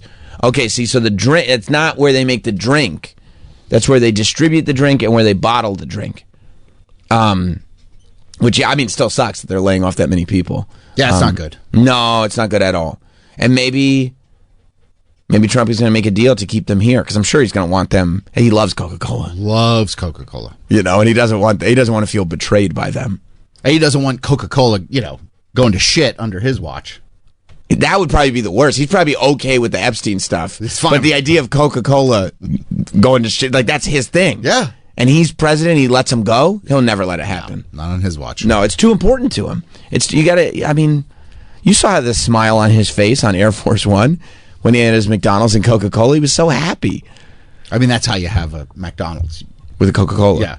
If you don't have Coca, some sort of Coke, Right. Diet Coke, regular Coke with McDonald's, you're a psychopath. Well, what about the people who like a McDonald's Sprite?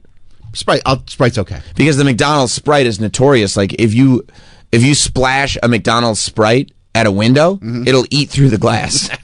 You can pour it on a car. It'll eat right through the paint. Right through the hood. It'll go right into the motor. Yeah. That's right.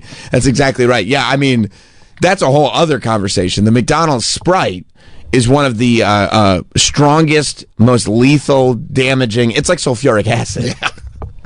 It's amazing. Do you like Sprite?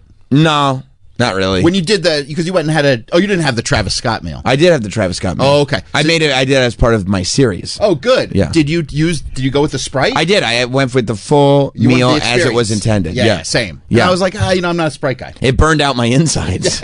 I had to go to the hospital because the McDonald's Sprite is so strong. Yeah, no, I don't go for the lemon lime sodas. No. Not really. Although I will, if I'm at Taco Bell, I go Mountain Dew. Okay, Mountain Dew is a little bit different, especially since now you can get it elsewhere, but for the longest, they had that exclusive grip on the Baja Blast. And now KFC has their own exclusive Mountain Dew. Really? It's like dehydrated piss yellow. And KFC just sucks. I mean, I haven't been to a KFC in a long time, but I'm just so disappointed the last time I've been there. It is. It's a peach Mountain Dew, but it looks like, I mean, Mike, when somebody is very dehydrated and has a high sugar diet, it almost becomes a bronze color, their urine. Oh, yeah, no, I have it on my monitor over here. This looks like... dehydrated piss. That looks like long day piss. Yeah, it does. Yeah, it does. That's a lot of vitamins. That's yeah, for sure. Vitamin piss. Yeah, Dad took his Centrum. I mean, it's a nice beverage. It's not. I mean, it's very sweet. But no, when I'm at Taco Bell, I go Pepsi. Yeah, I go Pepsi because you don't get a fountain Pepsi all that often. Right. So I like to take advantage of it with my chalupa. Nathan in New York. What's up, Nathan? Hey, buddy. So I used to be an engineer over at Mott's Applesauce, which is located. Could you get the TVs working? In Williamson. What's that, eh? I said, could you get the TVs working? But it was just it was an engineer joke. So I ended up, when I was there, it's owned by the conglomerate Cadbury Schweppes. So we ended up having all of the Dr. Pepper and variety of sodas were all done for the country through there. I think they still do. So then they do like all the Holland, Mr. and Mrs. T Holland House mixers and stuff like that. So that's so not just applesauce, but let you know. Yeah, thank you, buddy. That's so nuts when like Cadbury, Schweppes, Mott's, that like some of the these conglomerates that just come in and just scoop up snack foods. They just get every snack food you could possibly imagine, and you have no idea that they're all owned by the same company. And then, it's eventually all going to be owned by, like, BlackRock. Yeah, exactly everything. Right. Exactly right. Like Yum Brands, they do, I think, Taco Bell, KFC, and Pizza Hut. And you're like theoretically, you couldn't think of more different food groups. But I guess it's all the same business. Yep. Just shoveling, junk food down people's gullets. And it's delicious. And maybe start making more the combo places. They don't do the what was the combo? It was if they were at the Pizza Hut or at the Taco Bell or at the combination Pizza Hut and Taco Bell. Ah, that's what it was. Yeah, that's right. That's right. I don't see those anymore. Is that still happening? I think they're still around a little bit, but not as prevalent as they used to be. You still see the combination Baskin-Robbins Dunkin' Donuts. Of course, yes. You still see that all the time, which I think is strange. I mean, I guess it's a way to keep things open, but I mean, Baskin-Robbins is such a late in the day item, and Dunkin' Donuts is such an early in the day item that, like, you'd think half the restaurant, and they are restaurants in my mind, you'd think at any given point in the day, only half the restaurant is getting used. Like, who's going over to the ice cream side in the morning? You have to be a psycho. And who's grabbing a coffee at like 5 p.m.? I guess it's just so they can stay open later. I guess so.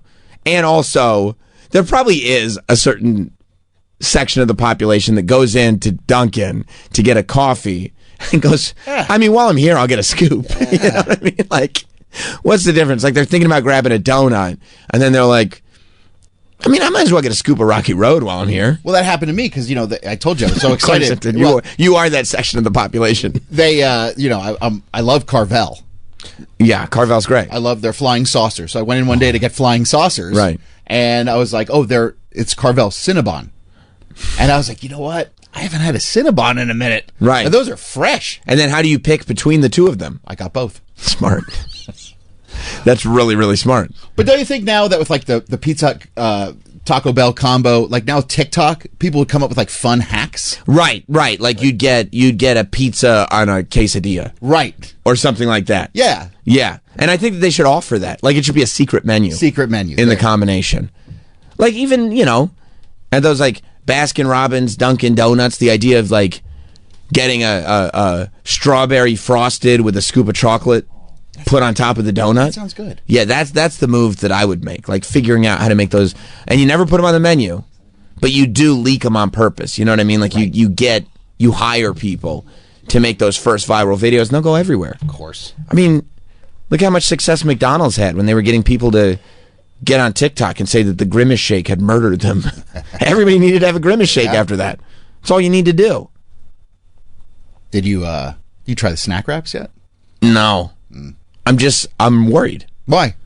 Because every 4-piece of the new McDonald's chicken tenders that I've gotten, there's been one dud. Every chicken tenders 4-piece, it's 3 great tenders and 1 dud. Do you think they know? They're like, a dud? That's a dud, we got to mix it in? I think so. Because it's always 1 dud. It's always one of them is a dud. It's never 2. It's always just 1. And you can put up with it. Because you're like, I really wanted a 4-piece, but at least I'm not starving anymore. Okay, whatever. I'll throw out the dud. You take a bite, it's a dud. You throw it out. But a snack wrap only has like 1 chicken tender in it. Yeah. So what if you get the dud? You're fucked. You're totally screwed. I'm going to have to get multiple snack wraps just in case I get a dud. I think you could probably go back up. I mean, if you're in your car and you go through the drive-thru, then yeah, you're fucked. But Right. if you went in, you're like, hey, I just took a bite of this. This sucks. Can I get another one? Yeah, I got the dud. And maybe even say, I got the dud. They're like, oh, he got the dud. Give him a new one. Right. That used to be like the old way they made McNuggets when we were growing up, where it was like remember it was all cartilage? Yeah. Like the old McNuggets were all cartilage, and you would get 1 good nugget. Every time you get a 6-pack of nuggets, there'd be 1 good nugget, and everything else would be a disgusting, gross, chewy cartilage nugget. It's like that except reverse. And they always did it in a way where you had 1 good one. So it made me think that they were like unloading like the 5 cartilage, and then there might be another section where they throw in a good white meat one. Yeah, so it hits real good. You're like, oh, this is good. You remember that it's good, and then you go back, and you order again, knowing like you're really only going to get 1 that hits right, but you'll put up with the cartilage nuggets. That's why I got to go with 20-piece. I mean, your odds are better. No, that's true. I mean, they're usually all good now, and also most of us don't get a 20-piece as a side item, but that's whatever. I'm a big boy. You are, and it's not for people to be judged. Eric in Pittsburgh, what's up, Eric? Hey Sam, it's your friend Eric in Pittsburgh. How you Oh, doing, it's my buddy? friend. What's up, dude? Hey, real quick before I hit my 2 quick fast food things, I wanted to tell Mr. Montone. Right. I saw in the production video this morning that he was wearing a shirt that said Belmar. Yep. I will be in Belmar next Friday for Mad Dog Russo at Bar Anticipation. He's having a live show there, so I didn't know if Mr. Montone would like to come up to Lake Como and drop in on the Mad Dog show next Friday. I'm usually not down on Fridays, but if you are in Belmar on a Friday after the dog show is over, I highly recommend you head over to DJ's and check out the Friday afternoon, Friday evening happy hour. Nice. It fucking pops off. They usually have a buffet out with like sausage and peppers and stuff, and Yes. there'll be a lot of women with large breasts. Nice. Corner of 18th and Ocean. DJ's in Belmar. It's everything you need. Perfect. I'm staying at the Belmar Inn. By the way, that's what my old co-host used to love that, when you could find somebody with large breasts and sausage. That's a good one. Maybe Daddy will be there. That's a good one.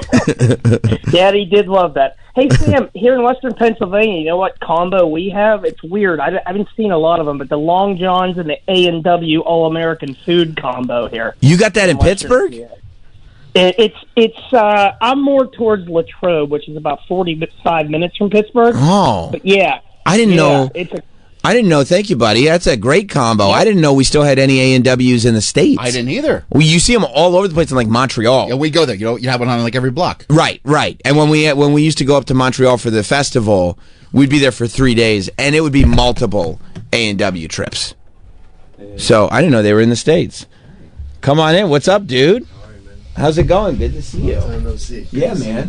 Sit down. Where do you guys want me? Right here. Right here. Freddie Prinze Jr. just walked in. FPJ is here. What is going on, man? Just sat in traffic. Did you? Welcome back to New York? About an hour. Yeah. Wasn't used to it. It got me by surprise a little bit. Yeah, it's all good. Yeah, you were probably traveling about a quarter mile, and it took about an hour? Right around there, yeah. Yeah. Just about right, yeah. That's the beauty of this city. Oh, it was lovely. It was just lovely. Well, how are you doing, man? Good, man. A little tired. I don't think we're on too much TV. You don't have to worry about that. Thank you. Okay. Yeah, man, life's good. Life's good. Just healthy and happy, man. Did you think that you get to a place in 2025 where you in here going like, I'd like to talk about, I know what you did last summer? No, not until, well, once the new Screams came out, I thought maybe there was a chance that they would try to do it. And then I heard they were talking about the idea, but I wasn't really that excited to jump back in. And then it happened to be my friend who wrote and directed the movie. And she was like, let me just pitch you where I think the characters are at. She's like, I know you don't want to do the movie, but let me pitch you this. And if you like that, hear my idea for the movie. And so I did, and she told me this really cool story about trauma and how she thought it affected both of these characters in very different ways. And I liked that. So then she pitched me her vision for the movie, which I can't spoil anything. And if I say anything other than like vanilla ice cream, it wrecks the movie. But I literally signed on before there was a script. That's how much I like the idea. So I'm really proud that she was able to get her vision from pre-production through the studio system and all the way to completion, and I'm proud to get to be a part of that. But it's an awesome horror movie, man. Yeah, it's an awesome. I love horror movies more than anything. You do? Yeah, that's my favorite kind of movies, man. Even being in them and everything, you still can enjoy. You know, I always wanted to be the man in the mask. I always wanted to be one of the killers. The monsters were my favorite when I was a kid. I just loved monsters, so I always wanted to do that. But Hollywood wasn't gonna be okay with that. No. You're too pretty. You were too pretty. Yeah, in the '90s, I was. Yeah. Well, yeah, that's actually. So I was watching the movie. The movie is out in theaters tomorrow. It's I Know You Did Last Summer, but it's one of those like it's just like Scream was. It's a sequel. It's a whole new cast and a new story, but it comes off of where we ours. Yeah, and Jennifer Love Hewitt and I we're definitely not cameos. So if people are looking for for the old school and the OGs, like they're a driving force in this movie, and they're a big part of it too. But it certainly is the new cast's movie. To be certain, and they're incredible. Like that group is so much better than I was when I was there. It's not even funny, man. I was so impressed by them every single day I was on set, man. They were awesome. Yeah, I was watching, and I was like in my mind, I was like, okay, because I know that you don't at this point, especially in your life, you don't do things unless you want to. Yeah. You know what I mean? It's kind of a beautiful place to be. And so I was very curious about... Have you gotten to see it? I watched it, I watched watched it last night. Just have to keep secrets now? That's okay, right. Great. That's Wonderful. right. And because as you were saying, I can't say anything, I said, because I was watching it going like, okay, what's something that I can say? What can I talk to him about? And the one thing that I will say is when because you watch going like, well, because you and Jennifer Love Hewitt are in it. Yeah, yeah. And so I was going like, okay, how do they fit in? Yeah. You know? Yeah. And when you show up and you're grizzled, I'll just say that. You know what I mean? you show up and you're grizzled, you got some dirt under your fingernails, That's like right. you've lived it. Yeah, he's earned every dollar he's spent. That's exactly right. That's exactly right. I love that. That's when it was like, okay, we're telling, because if you actually went through that as a young person, what your character went through in '97. Yeah, man, getting stalked and hunted like wild game. Like, yes. Yeah, man, it'd do a number on you for sure. Yeah. That first scene with Love and I, though, I think is the best scene we've done in all three movies. That first scene where he comes to her door and you kind of find out where they're at in their relationship, or lack thereof a relationship at this point. We can spoil that. They're not doing well. No happy ending for the couple. No, they didn't get the happy ending. They lived, so I mean that's pretty good. But it didn't work out for them at this stage in their lives, and they're divorced and things aren't good. So that first scene where you see them together, I really do think that's the best stuff Love and I have done in the franchise. Which I kind of love that too, like the idea that like life happens. Like, you got a happy ending in the movie, but guess what? 20 years, however long it's been since then, they're divorced. Yeah. It ended poorly. Like, this is what he happens. doesn't shave. Yeah, like he doesn't care anymore. But it was a lot of fun, man. I mean, making movies is fun. Making movies that are going to be in the theater is fun. But making horror movies is the best, man. It's So you love making them too. It's not just that it's your favorite to watch; it's your favorite to make them. Yeah, I love dead bodies. I love blood. I love guts. I think all that stuff's sexy. Most people think it's gross, but I just think it's awesome. That and smoking in movies. You shouldn't smoke. Nobody should smoke. It's not cool. But if you're in a movie, you should, because it looks awesome. It looks cool. It looks so great. That's probably why they were like, "You guys got to stop smoking so much in movies." Yeah, because it looks awesome. Everybody want to smoke, man. Humphrey Bogart. Yeah, it does look cool. So like, but you love seeing like the practical effects and everything. Yeah, we're like 99% practical stuff in this, and all the dead corpses were so awesome. It was an Australian company that made them, and I'm kind of a snob with that stuff, so it was like, well, let's see what the Australians did. And then I saw the bodies, and I was like, wow, that's like almost better than what we're doing. They did a great job. So yeah, the corpses look awesome, and the kills are so cool, and that's what horror movies need. They need characters you can relate to, and they need like 2 or 3 set pieces, like kills that you remember. Oh yeah. And this movie has one of my favorite kills. I mean, obviously the original I Know What You Did has like the greatest kill ever, which was my wife's death scene, because it gives hope, right? And a lot of horror movies don't do that, and it's one of the best death scenes in the history of horror films. Because of the way they were able to execute. But she's like driven by cowardice the whole movie. And the first time she chooses to be brave and fight back, her reward is death. Right. And it made the crowd just like vomit emotionally because they thought they had a final girl and we took them away. So kudos to the first movie for doing that. But there's a scene similar to that in this one where there's hope. And you're like, wait a minute. Is this character about to do what I think they're about to do? No. You will get death too, because it's a horror movie. Not everyone. I don't like horror movies where everyone lives. I like it when people die, and there's a lot of death in this one. Yeah, especially like, I like when because there's some horror movies that like they clearly just introduce characters to kill them. Yeah. So you're not even really attached to them. You're like, I'm ready for them to go. You can pick which one's going to die first. 100%. And there are, even in this one, I go, okay, either that one's the killer or they're going quick. Okay, fair enough. Yeah. It's usually a blonde with glasses that's going to die first. Right. That's usually how it goes. But then I love, too, like what you're just saying, where it's like, you earn the kill. Yeah. Where it's like, no. There's a real emotional attachment here. You went on a journey with that character, and guess what? Well, journey's over. You know the kill I'm talking about because you saw it. Yeah. But yeah, there's hope there, man, and it makes you believe for a second. And that's all a movie has to do is just trick you for 1 second. Right. And then they got you. It's like a good wrestling finish where you think I love that. You think the babyface is about to win, and he's never been more supported, but in the end, it's the heels night. It's better when the heels win. 100%. 100%. So there was a story going around, I don't know, a month or two ago, that they had reached out to your wife, to Sarah Michelle Gellar, about coming back, and she had said, "No, I'm dead. I'm not. We can't mess with this. Like, I'm very dead." Yeah, absolutely. Yeah, a lot of people. But again, though, it's because of that scene from the first one in '97. People don't want her to be dead. They wanted her to live as much as they wanted love to live. You know what I mean? So that's, I think, why people are so hungry for it. When Sarah came to visit me in Australia, they were like, "Oh, she's going to be in the movie. She's going to be in the movie." I was like, my family's coming to visit me, man. I've been here a long time. But yeah, people got it. People got excited. Yeah.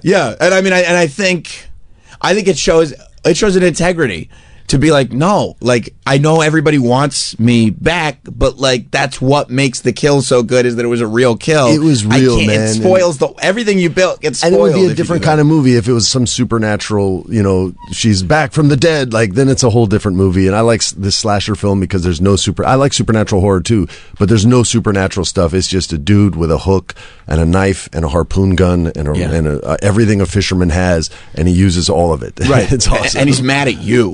He's mad, like, you did a thing. I'm not going to get distracted. You're the target. Yeah, and he moves like Terminator, you know what I mean, or like Vader. It's very like when he moves with purpose, and otherwise he's very still and calm. And I've always loved the character. Muse Watson, who played him in the original movie, was awesome. And our fisherman in this one is great too. But I always miss Muse. And I found that the kills are super gory. Yeah. The sound is great. And that's so, like, I feel like in modern horror, that's so important, is you need those, like you need those sounds. Well, it's reminiscent of, like, 70s, like, giallo films, right? Yes. Like Dario Argento did, which had great sound design, great soundtracks.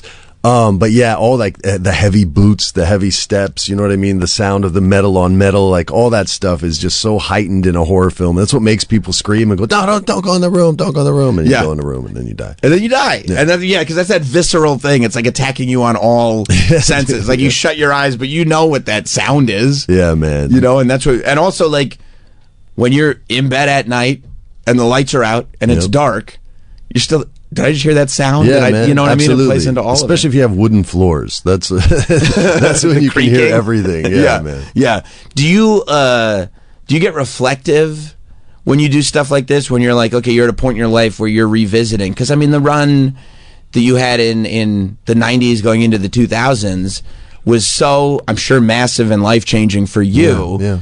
But also, there's a whole generation of us that were like, yeah, dude, you're the man. Like we went through all that with you. When you're now at this age in life where you know exactly who you are, yeah, you know what I mean, and you are revisiting this stuff, and those fans are revisiting it with you. That's the scary part, because you want them to accept it the way they accepted the first one, right? So I really tried to approach this with as much vulnerability as possible and give the most honest performance that I could possibly give. I was totally committed throughout this, but yeah, man, I definitely felt a lot of pressure that I didn't feel in my 20s, particularly with this one. And there was nostalgia there as well. And then someone showed me a picture of what I looked like in the first movie compared to now. Why? That's not helpful. I was like, yeah, that's kind of cold-blooded. You didn't have to show me that, but yeah, I've changed. Yeah, I mean, like, I think, do you think that the pressure hit you more now because you didn't know to feel the pressure when you were younger? Yeah, or I was young and dumb. Yeah. I didn't have any experience in the business. You got to remember, I was the youngest actor of the cast, not in age, but in experience. They were all child actors, and I had been doing it for 10 minutes. I had done an indie film and a guest spot on Family Matters. Right. And that was like it. I auditioned for this movie 5 times. I was not their first choice. They wanted Jeremy Sisto, who's the man. I love Jeremy. But I was glad I got the movie, but I was convinced I was going to get fired. Did he turn it down? No, they ended up going to me. You just pushed hard. Yeah, I auditioned so many times, I think they just felt bad. So I booked it, but I thought I was going to get fired every day I was on set until like the last 2 weeks of the movie. And I was like, well, I'm pretty sure they have to like reshoot this whole movie if they fired me now. So I think I'm good. Yeah. And then I approached the scenes with Back to the Future Eric Stoltz. Exactly, man. That's what I was thinking. It was a wrap. But I leaned really hard on that cast, and they were really good to me. So you get to be a badass on that episode of Family Matters too. Oh, you're like, I'm gonna give him my gun back, bro. That's shout out for remembering that, man. Good lord. That was talk about miscast, bro. That was the worst casting ever. But I was grateful for the job. I didn't deserve it though. That really is funny. How did you? I mean, did you stay grounded when you were in your 20s? And like, because after this movie, I mean, you went on a run, like crazy, and you became like that's when you became the giant star that you became, and you were in multiple movies. And not only were you in multiple movies, but it was hit after hit after hit. It was we did well for a little while, and we had some dogs too, but I was always able to stay grounded. You know, I was raised by some real old school philosophies, and those have always kept me pretty humble and grounded and rooted. And my godfather, who's passed on, Bob Wall, he was a big-time martial artist, and he was the guy in all the Bruce Lee movies with the scar down his eye.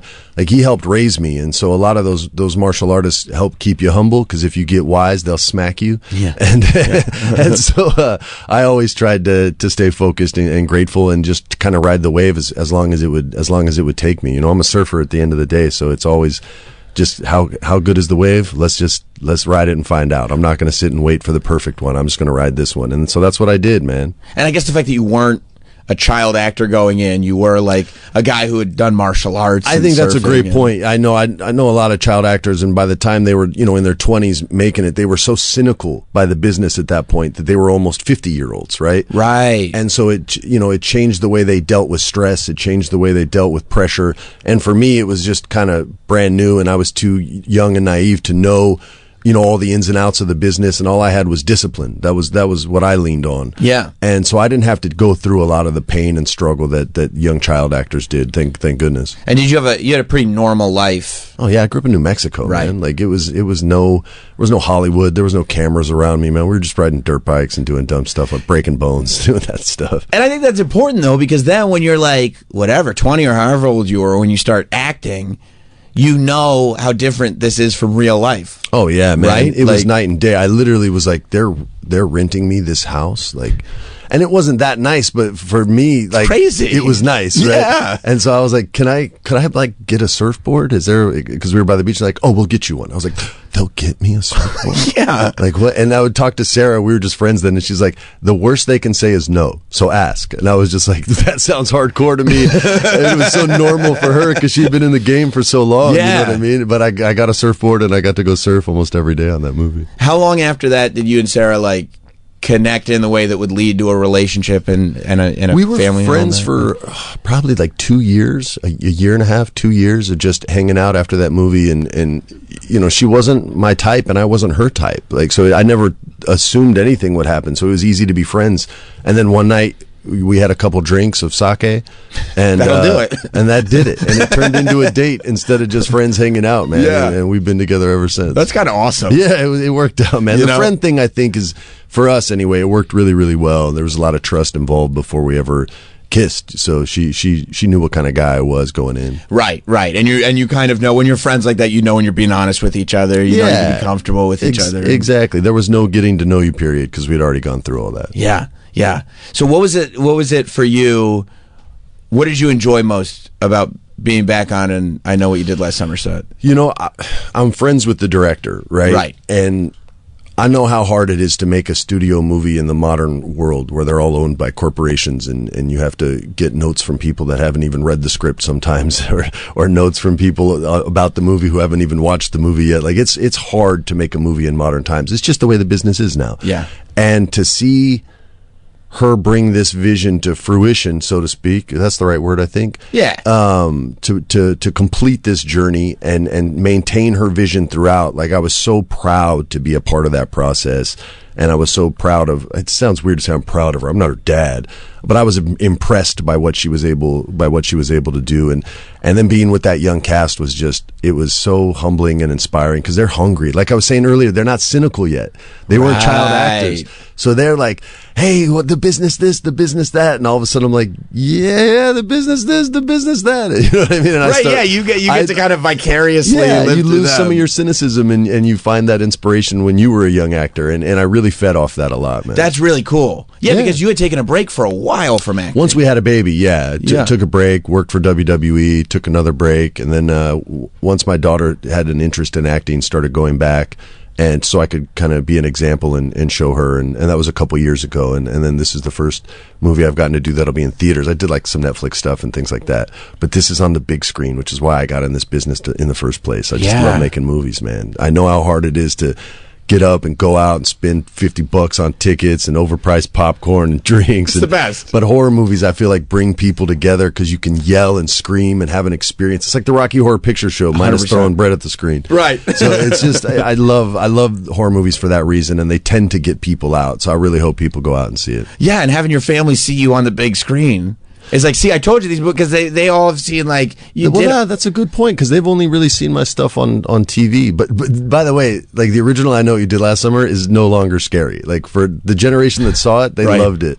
But horror evolves so much more quickly than every other type of movie. Totally. That every 10 years, what was scary becomes a comedy. Like, when I was a kid, my buddy was like, "Oh, you like horror movies? You think Freddy Krueger's cool? You got to watch Phantasm."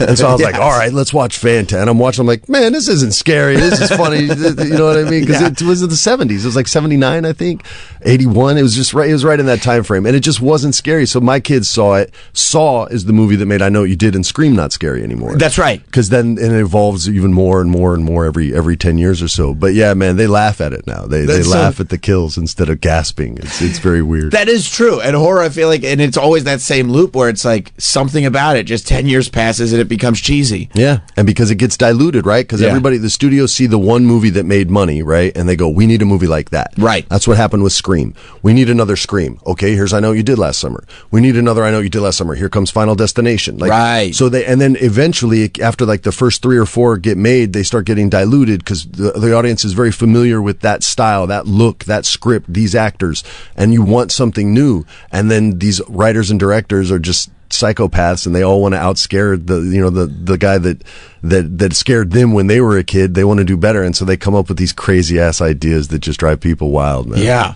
No, yeah, and you start to see those tropes, like when the new Final Destination came out. Yeah. I watched it and then went back and watched the old one because in my head I was like, I mean, I love all these movies. Yeah. And I went back and watched the old one. I was like, whoa, like all of a sudden, I hadn't watched it in years, and all of a sudden the stuff that dates it, like starts hitting you. And I still love it because I was watching it when it wasn't was your generation. It was my generation. Yeah, exactly. That's exactly right. Yeah, but you do, if you're aware of it, you do start to catch wind of it. But I do like that in this one, in the new I Know What You Did Last Summer, even though a lot of the scares and the kills and it's more contemporary. Yes, very and much fits so. in. It does still have that, almost like for people like me, that sort of dynamic of the late 90s, young people together. We think we have like some kind of romp situation, and then it all goes wrong. Yeah, man, and the director was right on page with what you were saying, Jennifer Caitlin Robinson. She's younger than me. That was her movie. I Know What You Did was her generation's horror movie. That's what scared her. So she knew how to kind of pay respect to the 90s, but at the same time, she's young, so she can make a contemporary film that makes sense to young people today. Yeah. No, it does. And I also love, without spoiling anything, go ahead, the setup for the whole thing, how it wasn't exactly the same as everything, and you think we're speaking cool. so cryptically. I know. You gotta go see the movie. But there's a cool way to like watch it, and then if you see it a second time, you can kind of like figure some cool stuff out along the way that I can't tell you. Sure. Sorry, guys. For sure. Did you, as much as you're staying humble and grounded, did you enjoy being a heartthrob? I mean, look, or is it a weird thing? It was weird for me most of the time because I was a shy kid. I wasn't popular in high school. I didn't, have the girls, yelling and screaming at me like they do if you're famous. So the first few times it happened, it was a little off-putting, and would make me a bit uncomfortable, and I would kind of like close up a little or astral project to Hawaii and sit there and sign autographs, right?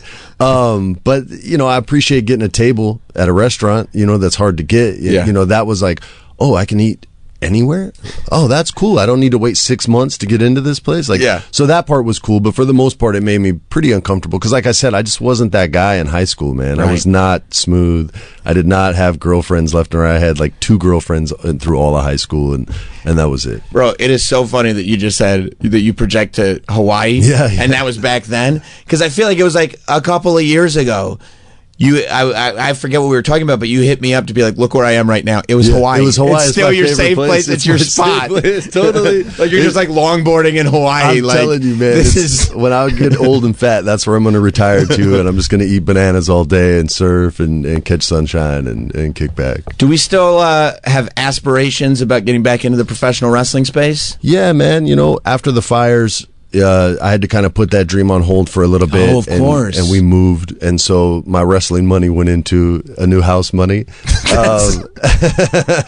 So yeah, I mean that's important too. It was important to have a good place for the family where we all felt safe, and so that's what we did. So it's on hold, but I'm certainly not letting it die. That's something that I really like. I'll be older and grayer and still love professional wrestling the same way I fast forward to the fight scenes in a Jackie Chan movie. Yeah, I just love people fight. I love watching dudes punch each other in the face. I just think that's awesome. And when there's a story that goes with it, it's pretty cool. Absolutely. And I think both brands did well these last couple of weeks with storytelling as well. Otherwise, it's just a fight scene, right? Right. But it's nice when you care about who's going to win and who's going to lose. And I think both brands have done pretty well lately. I do too. Yeah. I do too. Especially over the weekend with the pay-per-views and stuff. I completely agree. That's what I'm referring to. Yeah, both of them had emotional journeys. Yeah, and that's what it should have every time. And I wish it did, but I guess you can't be perfect every time. That's right. That's right. Wow.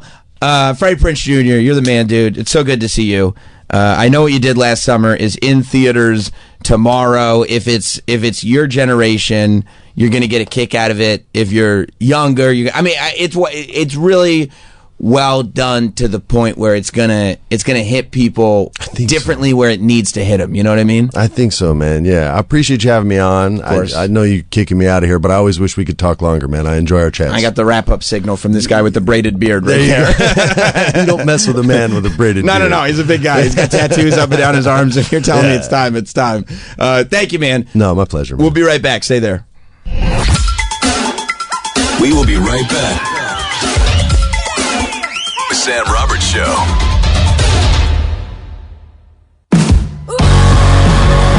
We're back. The Sam Roberts Show. Talking about you. Oh, my bad. Yeah, he's got a cool vibe too. Super cool. Yeah. You say he's still a heartthrob? I would say so. Freddie Prinze Jr.? Yeah, what do you call like an older guy? Didn't you what's a like a zaddy? A zaddy? You think he's a zaddy? Malcolm, did you get zaddy energy from FPJ? Oh my god. You did? Yes, dude. Holy, I'm like lightheaded right now. Oh wow. Rocked I was for that. You're going back to your ballerina days, huh? Oh, something happened. I don't know. Something snapped. No, I get it. He's got that fun. And he's so cool too, right? Super cool. Super cool. Very Swagged out. Yeah. Swagged out, yeah. To the max. Oh. It's great. You know, I don't know, does Fantastic Four come out this weekend as well? I don't know. I'm trying to see. Well, I already saw I Know What You Did last summer. I might go see it again in a theater, though, because I didn't get to, I got a screener of it. I didn't get to see it in the theater. And I would like the whole theatrical experience.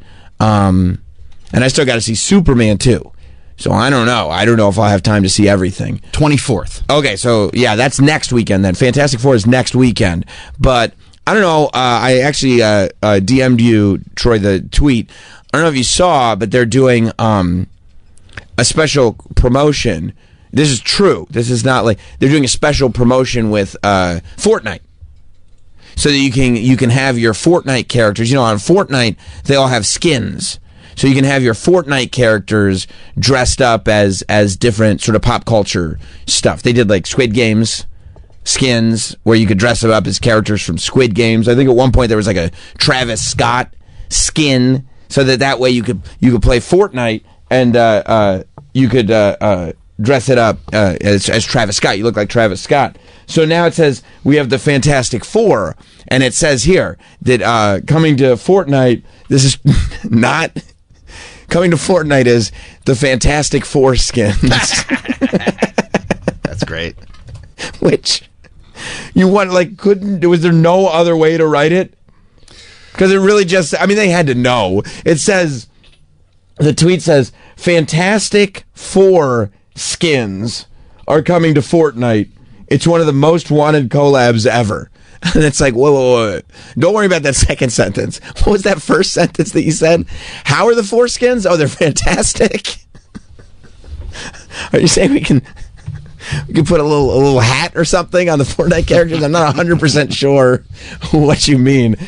Poor Pedro Pascal is just like front and center with a smile on his face, like, wait till you see the Fantastic Four skins. And you're like, what did you just say? What? No, there was a space. There's a pause. Please, if you're discussing this, make sure that there's a nice, healthy, lengthy pause. Coming to Fortnite, Fantastic Four skins for the game. Wait, what did you say? No. I can't repeat it too many times.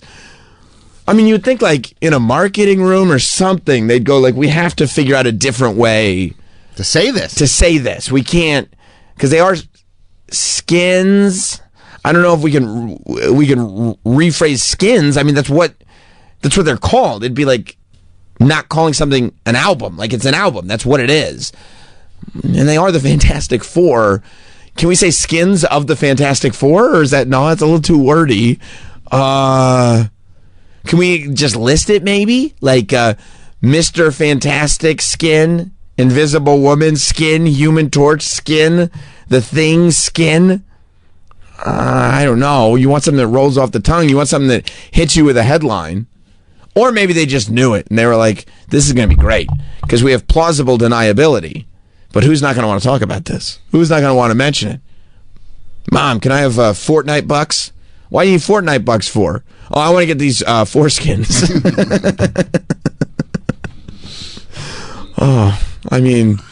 You just love when marketing either intentionally or unintentionally goes awry. Because you think about how many people this had to go through to get approval. And you know, what I think generally happens is that the reason this stuff goes through all those levels is because the boss doesn't get it. But everyone under the boss gets it. I mean everyone. And they're all laughing about it. But none of them have the balls to say something to the boss. Right. Are you going to tell him? I'm not going to tell him. Are you going to tell him? Because the boss comes into a room and he's like, this is genius. We'll have fantastic foreskins. And everyone's like, okay. Yeah, no, it's genius. Because he doesn't go, oh, what do you guys think? The boss comes in and goes, this is genius and we love this. And what does everybody around the boss say? Yes, we love this. We love the fantastic foreskins. I mean, of course, you do the same. Everybody would do that. Of course. I'd be like, yeah, bro. Because it's not going to fall on you. Nope. You know what I mean? Especially if you're all kind of, it's like group hypnosis. If you're all collectively agreeing with it, he can't blame any one of you.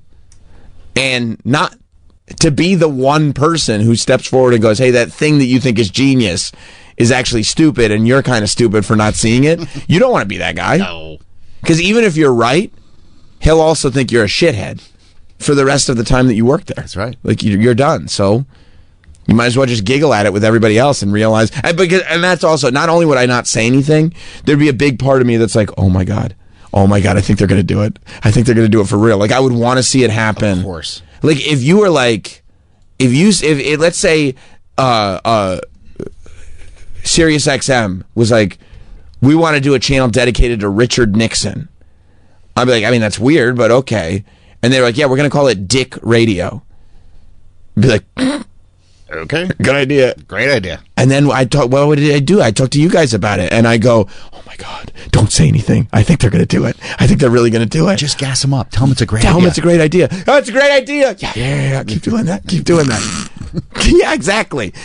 I would be trying everything that I could to make sure that this thing goes fully according to plan. So, I mean, I hope nothing stops it now. The promo is out there. So, it's too late now. We want our foreskins. Our fantastic foreskins. It's awesome. I love it. I love the promo and everything. Now, speaking of characters like the Fantastic Four, I don't know if you guys saw this, but there is a new Corey Feldman single out. Malcolm, you're a young guy. You like Corey Feldman? The musically. I know, like, trust me, I get it. You're a little young to be like a fan of his film work. Like, Goonies, Lost Boys. That's like me and Troy, maybe a little Mike. Like, we grew up watching. That's not your generation. But the music. You like the music? I'm embarrassed for you that you're even asking me that. Like, Obvi. Of course. I'm a Feldman right? head, dude. Yeah. Of course. Yeah. Like, come on. Is that what they say, the Feldman heads? Yeah, Feldman head. Maybe it's like Feldmaniacs or something. I can't remember. There's so many of us, it's kind of hard to keep track sometimes. Yeah, the Feld dogs are barking. Boy, the army is supported. That's lit. That's super lit. Yeah, he dropped a song, and what he had said was, the song is called Characters, because he's kind of reflecting on a lot of his previous film work. Because a lot of people like the characters that he played in the films. And so he figured he'd write a song about it, which I think is actually kind of brilliant. I never would have thought that. But he had said, I was reading this article, and he had said that he always had, like, he had been wanting to do a video that was completely AI. Which, Troy, that must have excited you a lot. I was like, oh, this is great. Right. And also, welcome to the future. Here we are. Who would have thought that? An entire video made of artificial intelligence? I don't know if anybody's done that. I'm here for it. Yeah. But you're thinking probably better than any other music video, right? I mean, I was excited. I was so excited. Right. Because he's embracing the technology. Right. And you already loved the music. Of course. So the fact that you can put a visual with it that is the future, it's artificial intelligence, that's the way to go. Like, I mean, Freddie Prinze Jr.'s in here talking about practical effects and actors and actresses. And, I told him to his face, yeah, that's amazing. But in my head, I'm like, what is this, a rerun? Boring. You know what I mean? What, are we living in the past? Where's the AI? I know what you did last summer. Well, Corey Feldman's on the same page as all of us. I'm glad we're all in agreement with that. Because Corey Feldman dropped a a music video for characters. It's an official. Oh, it's off of Sci-Fi Records. I'm assuming it was sci-fi. By the way, you think science fiction? Because I would imagine that if you're going to make a whole music video of artificial intelligence, it must be science fiction. Of course, it's not. I don't live in that reality. Like, what is it? What is Doc Brown involved? Are we taking a DeLorean into the future? It is a little disappointing though, because I'm actually on the Corey Feldman official YouTube page. Yeah, the view count is a little lower than I would expect it to be. Really, for Corey Feldman's new video. So, okay, you want to go around the room and guess? Mike, what do you, without looking, what do you think the view count probably is? Should I guess first? Yes. You said it's low, so you kind of spoiled it. Yeah. I'm going to say 330,000 views. How long has it been out? A day? 20 hours. 20 hours. Okay, so let me bring it down a little. 280,000. 280,000 views, more or less. Okay. What do you think, Mike? I think it falls way below that. I feel like we were talking like the 50,000 range. Around 50,000. That would be tough. I feel like he flies under the radar until his shenanigans hit sort of a critical mass. Okay. And then people catch up to it like a week or two later. Okay, 50,000 would be a little embarrassing. What do you think, Malcolm? I mean, if we're shooting low, this is Feldman we're talking about. This isn't like Drake or somebody. So, I mean, I'm thinking probably six figures, at least 6-figure view count. Like, maybe 500K, somewhere between there. I don't know. Okay, so Mike's going real low, 50,000, which feels impossibly low for Corey Feldman. I said 280,000 because Troy said it was low. And you go about 500,000? Yeah. Okay, just to be safe, because it's like, it is Corey Feldman. Troy, what is the view count? Oh, boy, you're all wrong. Oh, is it higher? It's, you ready? Yeah. 1,744 plays. Well, that doesn't seem right. There has to be some sort of error. I think, you know what it is?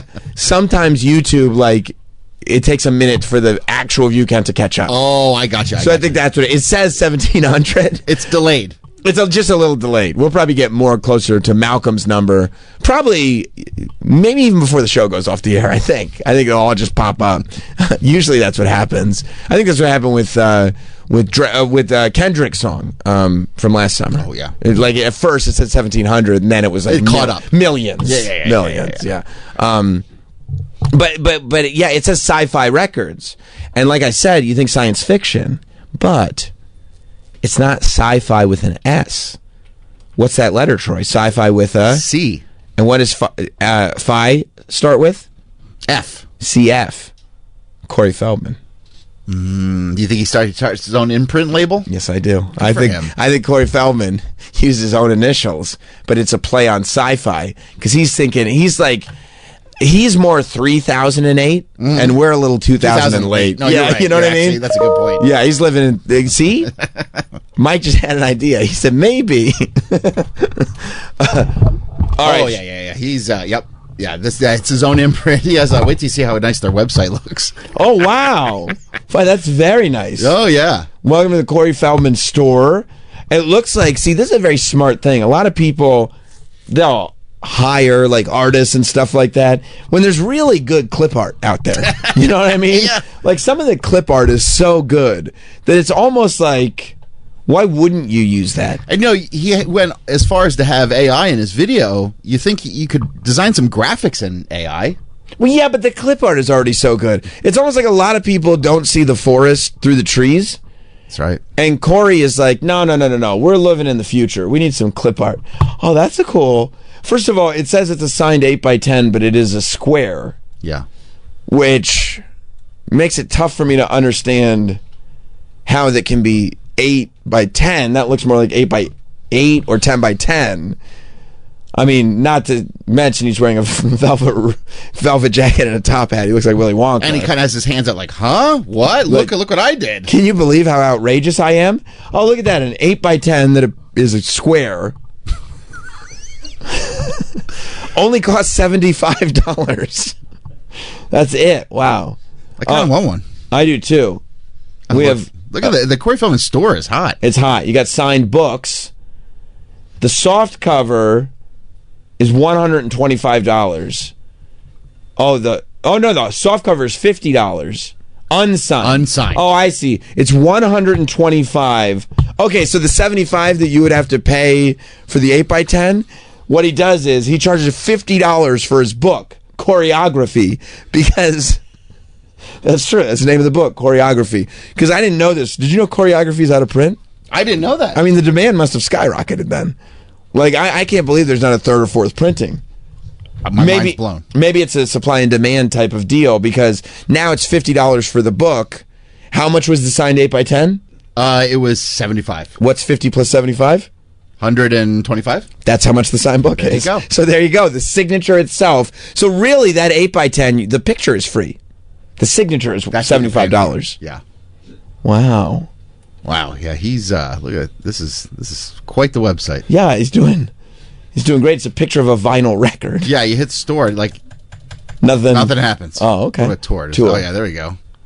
Okay. He's taking booking requests. Okay, is that usually just like on a website? You just put like like most bands, do they put the email for booking requests on a tour section? Usually not, but I guess he wants to make it easy for people. If you're looking to book Corey, he's going to make it completely easy. And you know what? It's like skip the middleman. You know what I mean? Yeah.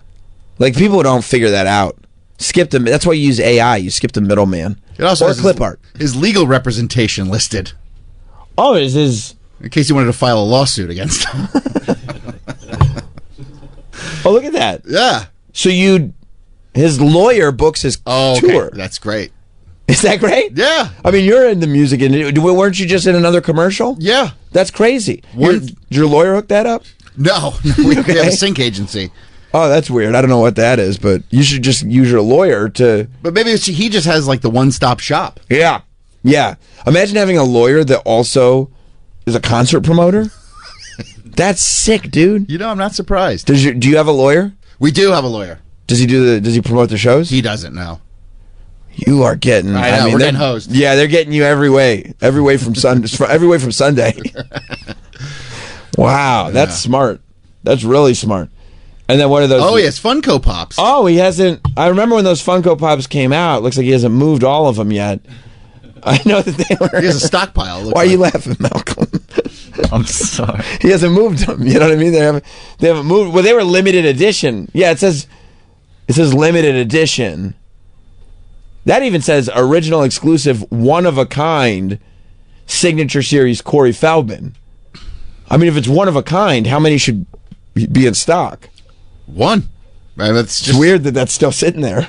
Yeah, he's got a lot of. He's got collectible sunglasses. He's got guitar picks. Oh, those aren't just regular sunglasses. You can collect them.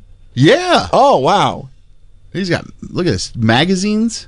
What's that? 22 magazine? Yeah. I must have missed that issue. I know. Wow. Look at that cool stubble. That's cool. It is cool, man. Oh, that's the tour merch. Oh, look at that. Tank tops that say Corey Feldman is my comeback king. You should get that for your wife. Yeah, it's accurate.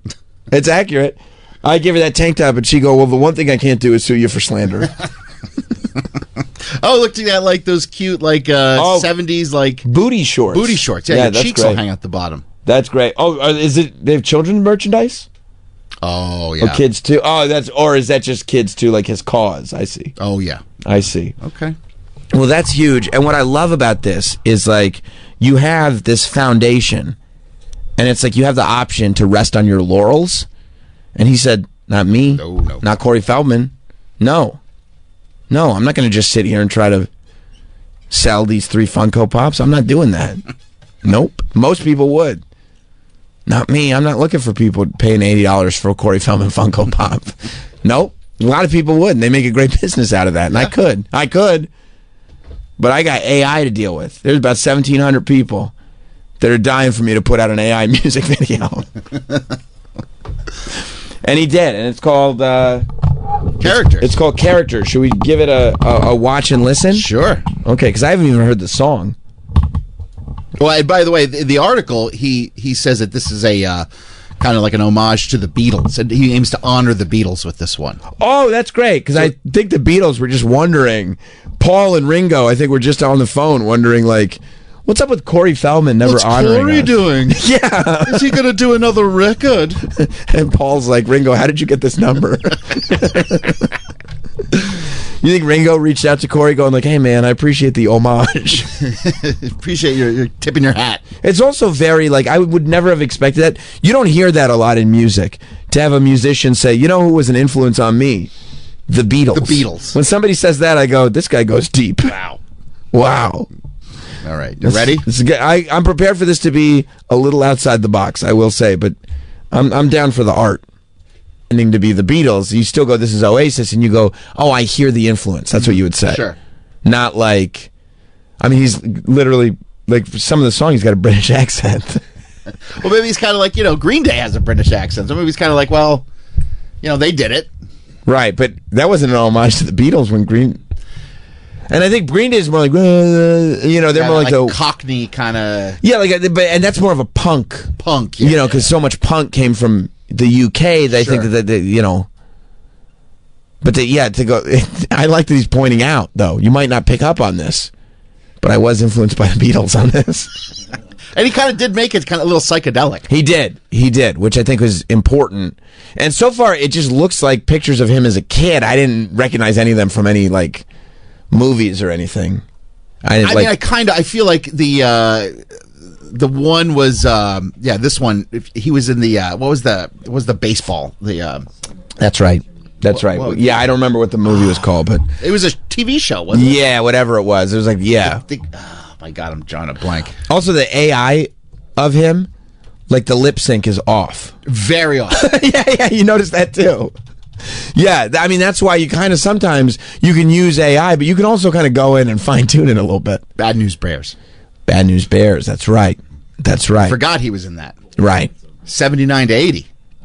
See, I forgot that that's one of the characters. Yes. That he played. Well, he started young.